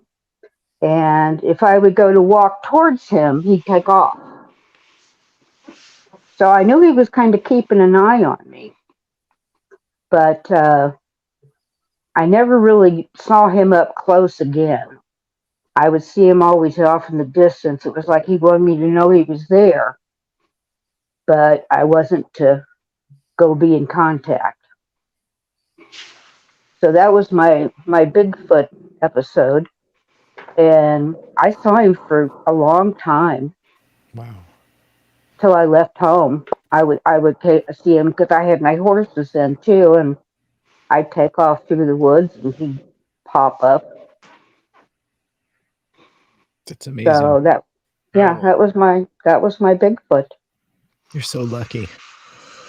I didn't even believe myself for the longest time. I thought that I was just, because I used to have wild dreams anyway. At least I thought they were dreams, and I just must have had a dream. So because I used to have all kinds of weird dreams. I was a very active, lucid dreamer. That's so cool. Jenny, it's so cool to meet you, finally. I love that Well, story. it's good to meet you too. I love your voice. I could listen all night. Well, I kind of like to tell stories. It's great. It's not a bad thing. No. Yeah, I grew up on a farm, and so I've had lots of strange experiences, and I learned to ride. My first horse was a draft horse that was my grandmother's. Like and a Budweiser? That's a Clydesdale. Well, they weren't quite that big, but there was a big draft horse that they used to plow with. Cool. And my dad said we rode him to death because we would all climb on. There'd be like four of us, and we'd climb on him, and he'd walk us back to the pond, and he'd step down into the pond, and we'd go swimming. Oh. And great. he'd just stand there, and he'd go eat grass or whatever, and we got done, we'd all climb back on, and he'd walk home. And the one day we were heading back home, and he just kind of laid down, and we knew he was gone. But he was very old by that time. So that was sad for us, but it was total experience to be a kid like that on a farm with those animals was great. That's great. That's awesome. Jenny, thank you for sharing, my dear. You're welcome anytime. Much love. Much love to you guys too. Bye-bye. Bye-bye. Let's go to Jimmy here. Hey, Jimmy, how you doing? Hi, guys. I'm doing fine. Can you hear me okay? Hey, Jimmy. Yes, sir. Hi. Listen, I've got a few points I'm going to try to make because I know you're running low on time, Dad. Okay? So instead of trying to carry on a real conversation, I'll just make some points. I was listening to Richard Dolan and Ron James, and they were having a conversation. Let me bring that up. A conversation that was entitled Erasing UFO History for the New Narrative. Now, that's pretty heavy thinking there, erasing UFO history. And I'm wondering maybe if that's what they're doing. Okay. Part of it, at least, I feel like I'm certain that that's what they're doing. Now, Dolan and James, at one point in their conversation, what they said, and it was near the end, they said, you know what? We may get disclosure, but if we do, will it be the truth? That's hard to think about. How bent are these people on not giving us the truth at all? Do they want us to have the truth? You know, truth is at the root of everything. If you have the truth, you have everything, and you can expand and grow from there. But if you're not getting the truth, you're pretty much just spinning your wheels. That's just an opinion of mine. Do they want us to know the truth? The establishment, the people that are setting all of this up, believe you me, they've got some very fine minds that are working on all of this. I believe, unfortunately, right now, I think it's safe to say to deceive us. They are setting up the party lines, the agenda of the establishment. If you think that that might not be true, I'd like for you to pay attention to the media and listen to what is being said in the media. The media is sounding like our gentleman, Kirkpatrick. When you listen to the media, there's a lot of similarity between what they're saying and what Kirkpatrick is having to say. Okay. If you don't believe that, go over to Richard Dolan's site. Check out another video that's there that's entitled Richard Dolan Talks with Chat GPT-4 about aliens. Now, you talk about a neat video. In the first part of it, he talks about how AI is developing. Okay. He talks about how AI is developing as being another part of our society. Not that it's just coming along and it's smart computers, but it is asserting itself as an individual amongst our society. Okay. And Dolan talked to it about aliens. That starts happening about halfway through the video. And what he got was the party agenda. He got the agenda from chat. He's the computer sounded like, again, like Kirkpatrick talking, the way that he talks about things. Now, Dolan then changed his line of questions, basically trying to trap this AI, okay, into forcing it to talk about UFOs and forcing it to talk about aliens instead of debating him, which they were debating. It was debating him and correcting him. He tried to trap it, and finally he got down to where he got it to talk about UFOs and aliens a bit, but then there were like 4 things that it would repeat every time. This requires more research. This requires more cooperation between nations and between people. We need fresh evidence and reliable evidence, scientific explanations concerning this before we can call any of this a fact. Every time after he got it onto the topic that he wanted to get to, it would argue with him and lay down these points that it has to be proven before we can begin to consider it fact at all. And that's really pretty much what I have, but you know, consider it. We may get disclosure, but will we get the truth? Who wants us to have the truth? Do they want us to have the truth? Okay. The establishment is really laying out its agenda. Hard line. I'm telling you, it's in the AI at this point where you feel like you're not talking to a sentient being that, you know, that might be able to give you a real conversation on the topic. You're talking to the propaganda end of it when you're talking to AI. Classification is one other thing. I mentioned this last time we got together, and I wanted to ask somebody maybe that if RG is still around, he may be able to answer this, and you guys may be able to answer. We talked about the thing that the NASA spokesperson said in the very beginning of the show. If you take a photo of an apple with a classified camera, then the apple becomes classified. Okay. We want to see pictures of UFOs. It was pitiful to me, the example, the one new example that they gave, the 3 dots that they said were actually much further in the distance than they thought. Do you remember that? No. They showed 3 dots as being new video of UFOs that were out there a ways, but turned out it was much further away, they said, than what they thought. And this was typical of the type of things, new data that they were getting. If you can change, and I'm asking you a question, I don't know. I'm very low on info when it comes to photography and imaging, especially digital and that kind of thing these days. If you change the format of a digital picture, Could it be changed in such a way so that our adversaries, when looking for things and trying to glean technology out of this, could you change the format in such a way that it would prevent them from being able to gain technology from what they're looking at? What we want to see is the picture.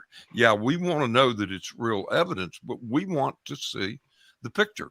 I believe there's undoubtedly a way they could show us the pictures if they want us to know, if they want us to be able to see the pictures. There's got to be a way. You know, we can declassify parts of documents that are classified. You don't have to try to go in and get them to declassify the whole document. Get them to release the pertinent parts of it, just like they do to us when we go in and make FOIA requests or whatever it's called. We go in and make these FOIA requests. We go in and make these requests, and they come back to us highly redacted with all the classified information out of it. How about the nuts and bolts and guts of documents, that parts of it that we can see? That is not going to create a security risk for us. There's got to be a way to do these things, guys. And I wanted to make these points. And I thank you for letting me talk to you. Oh, we love you, Jimmy. Thank you. Great points. Great points. And hearing that voice again, Tim and I were actually having a conversation about how awesome your voice was. You know, we love it. Yeah. Well, good. Big It's fans. just something the good Lord gave me. You know, I'm glad that you can enjoy having me Random around. guy says, to answer your question, we used to joke with this TS stuff. We'd send emails asking to eat lunch together using the TS server. It gets annotated and logged with an access number. There you go. There you go. I'm having All a right. little trouble hearing you. You said it gets annotated and logged with an access number. Is that what Yes, you said? that's from Random Guy for you. Okay. Well, I appreciate it, RG. I really do. All right, folks. Y'all have a good night now. You too, Jimmy. You Take care. too. We got one more caller here. This will be our final caller of the night. And then we're going to wrap things up. Starfish Troopers, how you doing? Hi, good morning. I'm good. How are you guys? Hello. Good. What's happening, my man? Yeah, well, I'm watching this stuff and I'm just amazed at the amateuristic approach of NASA, because they grabbed a video off the internet, the 20-second video that everybody has seen.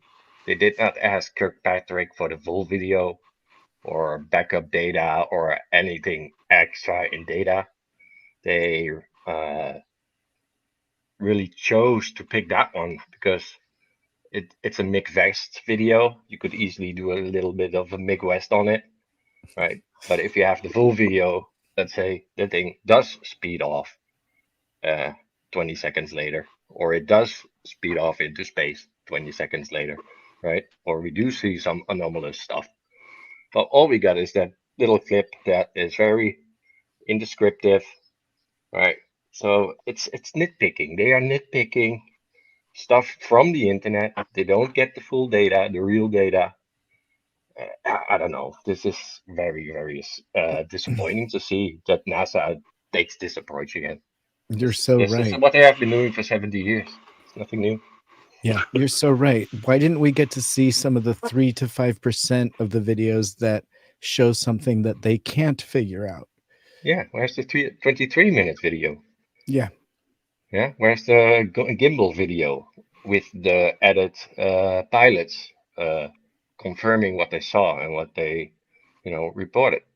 Right. None of that. I think that the minute that we saw Sean Kirkpatrick on the itinerary, it was pretty apparent that this was no longer an independent study by NASA. Agreed. Agreed. Right. Point. And I think that he gave his slide presentation to not only us, the audience, as the public, but to the presenters, giving almost guidelines as to what was going to be covered. And Right. all of the questions that were posed, grouped together from the public, were softball questions. And the tough little sections of those questions not talked about. And the one representative that they had as an astronaut really didn't do any justice to any of his predecessors representing. It was very disappointing. And so I think you're making a great point that the highlights that they chose to bring as far as UFO videos were so disappointing, when we know there's plenty of questionable videos out there in the public purview that we can, bring up on the screen right now that would draw more question than what they chose. We can assume there's more than 20-second video of all of those videos that we got. We know that these are just snippets of videos. And NASA, you had to ask Kirkpatrick, can we see the full video? So we can do an analysis on it. We want to gather data. We want to do science. You cannot do science on a, out of context piece of footage if you don't have the full footage from takeoff to landing, right? Great The point. whole picture. You asked for that. Can I have that data, please? They didn't. And that's crazy. To me, that's crazy. That's not science. That's treating us as stupid. It's an insult.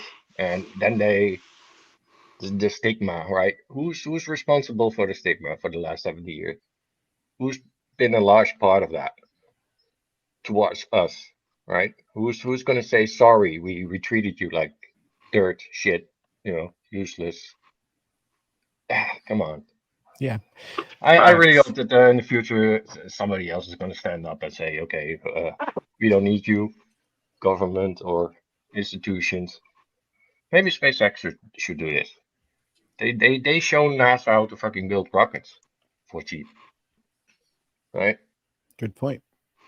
Very good point. They could do a much better job than NASA. So, but it's funding. Agreed. Yeah. NASA is just about the funding. They just want some taxpayer dollar. I don't see. Yep. No. I'm sorry, but I watched the whole 4 hours and I got away with it. Like, what did I watch? Why did I watch this? Yeah. Yeah.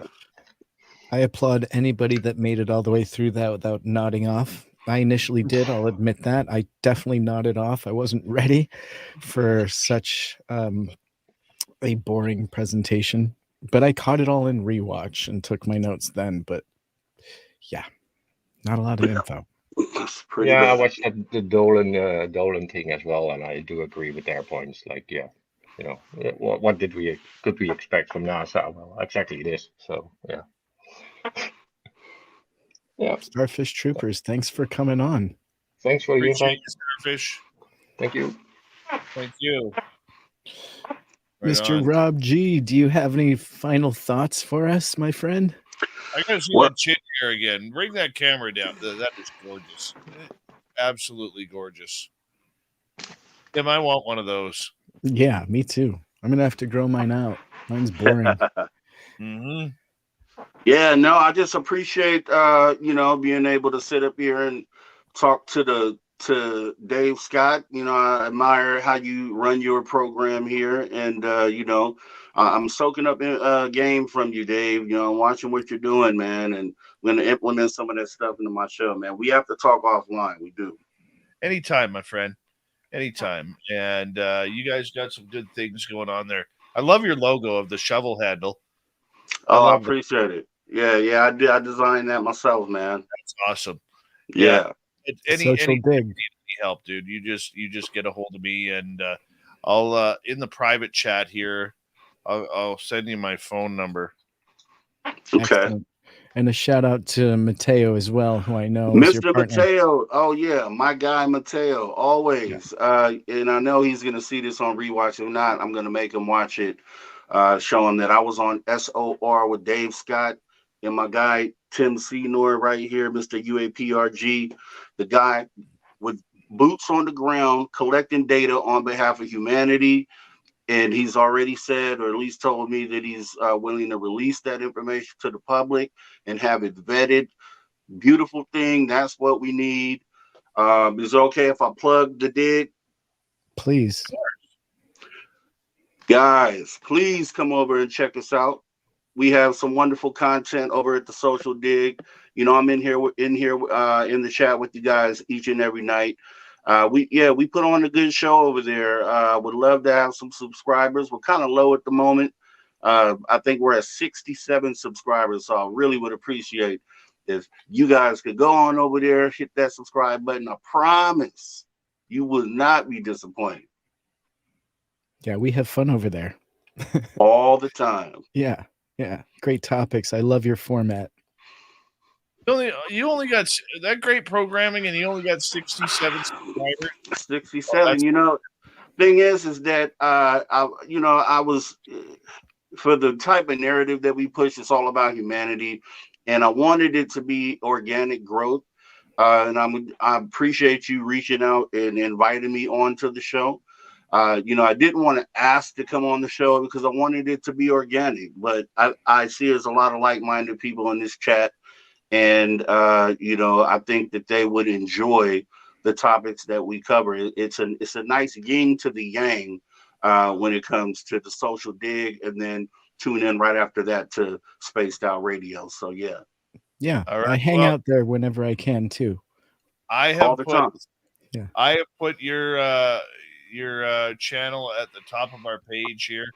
And because you are a good dude and everybody's talking real highly of you, and I've seen your work, I'm loving what I hear. Our subscribers, let's try and get them to at least 100 tonight. I would love it. I would totally appreciate it. I won't let you guys down. That's for sure. We're at 75. We need 25 more. 25 more. Who can do this? Oh, let's go. I haven't even checked. I appreciate this. I really do. I would not let you put a lot of hard work into what we do. And, we try to give you a different spin on a lot of the things that are talked about. So we take more of a middle of the road approach. We don't really lean one way or the other. So I think you might enjoy the content. I'm going to be offloading a bunch of stuff through your channel, and they can check your archives for some of the stuff that we've talked about. I've shown some of my gear there. Yeah. So if you want to get some of the insider stuff on what I'm up to, go check out the Social Dig. Yeah. Actually, we did an excellent interview. You remember the first interview we did together? Yeah. Where you really laid it all out. So I think that's episode 4 with Tim Senor. Oh, excellent interview. Tim lays it all out for you guys. Then we had Sky Watching with Tim Senor and Tom King. So Tom King, they showed all their gear, and they showed how you could actually sky watch on a budget. Showed a nice little cheap setup. And random guy, man, I was expecting you to be here, man. The time I come on air, we talk offline and in the chat, and as soon as I come in, he's gone. Oh. That's his thing. He says he unsubbed. It was cool until everyone caught on. Oh, he'll be Is he there. talking about me? Are you talking about me, RG? He'll just lurk now. He'll still be there, but you won't know. He's always lurking. Yeah, I'm not too far from Vegas, so me and RG, we're gonna definitely hook up and do some things in person. So it's great. Well, I think Timmy and I are planning a trip, so we'll all have to hook up. Oh yeah, I missed you guys. I would have been there at the SOR party, but me and my lady, we took a cruise to Catalina Island. Nice. Yeah, it was really nice. I was out on the cruise deck at night looking for UFOs and UAP. Didn't see anything. It was pitch black dark. I did catch some lights out there, but then it turned out to be fishing boats. So nothing anomalous, unfortunately, but it was definitely beautiful. And anyone who is thinking of going, you should go. Definitely. I agree. Right on. Everybody sub for Rob tonight too, and tell your friends. Please do. Tell a friend. Bring a friend. We like skeptics. We like non-skeptics. We like just everybody come join the conversation. If you're in the live at the next live show, shouting everybody out, and we're gonna definitely have a great conversation. Dave Scott comes through all the time, and I appreciate that. He's always in the chat. So come join Dave over there at the Social Dig, if anything. Well, I learned from you by Tim's when he first told me. He's like, I met these 2 new guys on the air called the Social Dig, Rob G, and he goes, I absolutely love these guys, and Tim's a pretty good draw of character, my man, and you know what? We're gonna continue on. We'll figure something out here. Yeah, definitely. Many more days to come. I hope to have you over there on my channel as well, Dave. Since I'm actually able to talk to you here, so I would love to have you there at some point whenever you're ready. And I would love to be back. I mean, this is fun. This is fun over here, man. Yeah. We'll make it work. I promise you. Yeah. Okay. Awesome. You got to keep that chin hair though. No, definitely. I need to diet. You can see my grays coming through. So Uh-oh. yeah. I Next wouldn't know. episode. I wouldn't Behind know the what the scenes. grades look like. The next episode, I'll be nice and neat for you guys. There it All is. right. Much love. Hey guys, I want to say a big thank you, Tim. I always love being able to have a human debate about these subjects, and you're one of the best. And you know, the one thing I want to say to our audience is Tim and I, you know, we may not agree on everything UFO, but it's never personal. It's never personal. Yeah. Oh, I love you. I love your back and forth. Yeah. And Tim, I love you for it, man. It's mutual, And, buddy. Yeah. I think September we need to go visit Random Guy and Rob G. What do you think? Yep. I'm ready, Rent. Let's go this weekend. I'm ready now. Set the date. Just let me know. I'm there. I can't this weekend. Anytime is what I'm saying. I don't even need notice. Forget about it. Well, yeah, Look at this guy thinking on air. I love it. Oh yeah, we may have to do this soon. For sure. You know, I'm thinking September, but all of a sudden it's like, you know, July. June, July. Hey, July 3rd is my birthday, so Mine's if you're the out there in 6th. July, it's the 6th. That's Yeah. why, Tim. Yeah. That's why we do this. Yeah. Hold on, now I gotta look at the calendar. God damn. Hate you guys. It's so cool too because we get fireworks every year for our birthday, don't we? Exactly. I love it. And mine's the day before 4th of July, so you know I'm set up. Exactly. And you know what's crazy is my family's sighting was the day after. It was, you know. Yeah, something July about 5th. cancers, man. Yeah. You know what? One of the greatest sightings one of the greatest things I've ever seen in my life happened on July 3rd. And I was catching a flight from Toronto to Pittsburgh. And the entire flight, the minute we crossed Lake Ontario, the entire flight, I got to look down for 90 minutes watching fireworks. Oh my God. And I recommend this to anybody. If you get the opportunity to fly anywhere in the United States on July 3rd or July 4th, take that chance because it is the most beautiful spectacle one of the most beautiful spectacles I have ever seen. It is. In my life is flying on one of those nights. Yeah, I agree. I filmed the last 2 years in a row. We have a lookout point. I'm in Bakersfield. We have a lookout point, looks right out over the city. And I go up there to think sometimes. And I was there on 4th of July. And you could see the entire city, and there were just fireworks everywhere. And you're on top of the firework. It was so beautiful. So I agree with you, Dave. It's a must see. We'll figure it out. My man. We'll get down there soon. You know. All right. Well, thanks for having me, man. I'm glad it was so fun, man. I can't even express to you how grateful I am for you bringing me in, man. So I really appreciate it. Tim, I'll talk to you soon. We got to have you back on the show. Let's do it. For sure. It's been all fun. right. SOR chat. Thank you for having me. Please come over and I will see you soon. All right. Wait, let me do my Tim. He did it right. Oh, he pulled it, Tim. That He was pulled beautiful. it, Tim, right there. He nailed it. Well, that's great. That was a lot of fun. Thanks for doing this tonight and staying up a little bit later. It's always a pleasure. I mean, hanging out with everybody, but you're gonna have to take it easy on NASA at some point, buddy. I don't know if they can hack it. It doesn't seem like they can hack the abuse, so we're gonna have to take it easy on them. Let's say a big thank you tonight to Deb W. Decker, Greg Maloney, Sweet Donnie Cho with a hat trick, Mike Bothwell, Charles Kerr, and Pammy Smith, Robert White, that's aka Aussie Rob, Izzy Stradlin, Beth, Deb again, love V Love, Super CB for the amazing super chats. Thank you guys. Don't forget Jessica Jones this weekend for Off the Trails, Saturday and Sunday, starting at 7 p.m. Pacific, 10 p.m. Eastern. And then Marquise is here with After Hours from 8 p.m. Pacific for 3 hours, starting at 11 p.m. Eastern as well. I will be back on Monday. Who's my guest Monday? Who's my guest? Olaf Phillips will be here awesome. talking Dark Secrets. Awesome. Yeah. Y'all have a good weekend. Thanks for having me on and staying up later, Dave. This has been a lot of fun. I'll see you guys on Monday. Give me the old finger if you don't mind. Love that. See you all. Have a great weekend. Good night.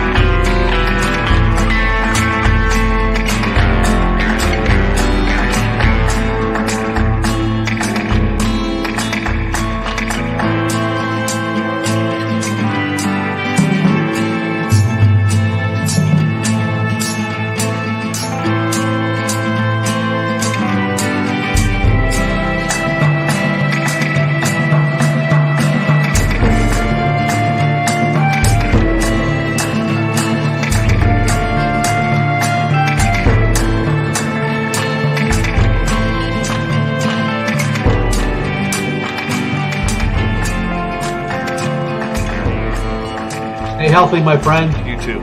If you need bail money, give me a call. Always, Dad. Take care. You too.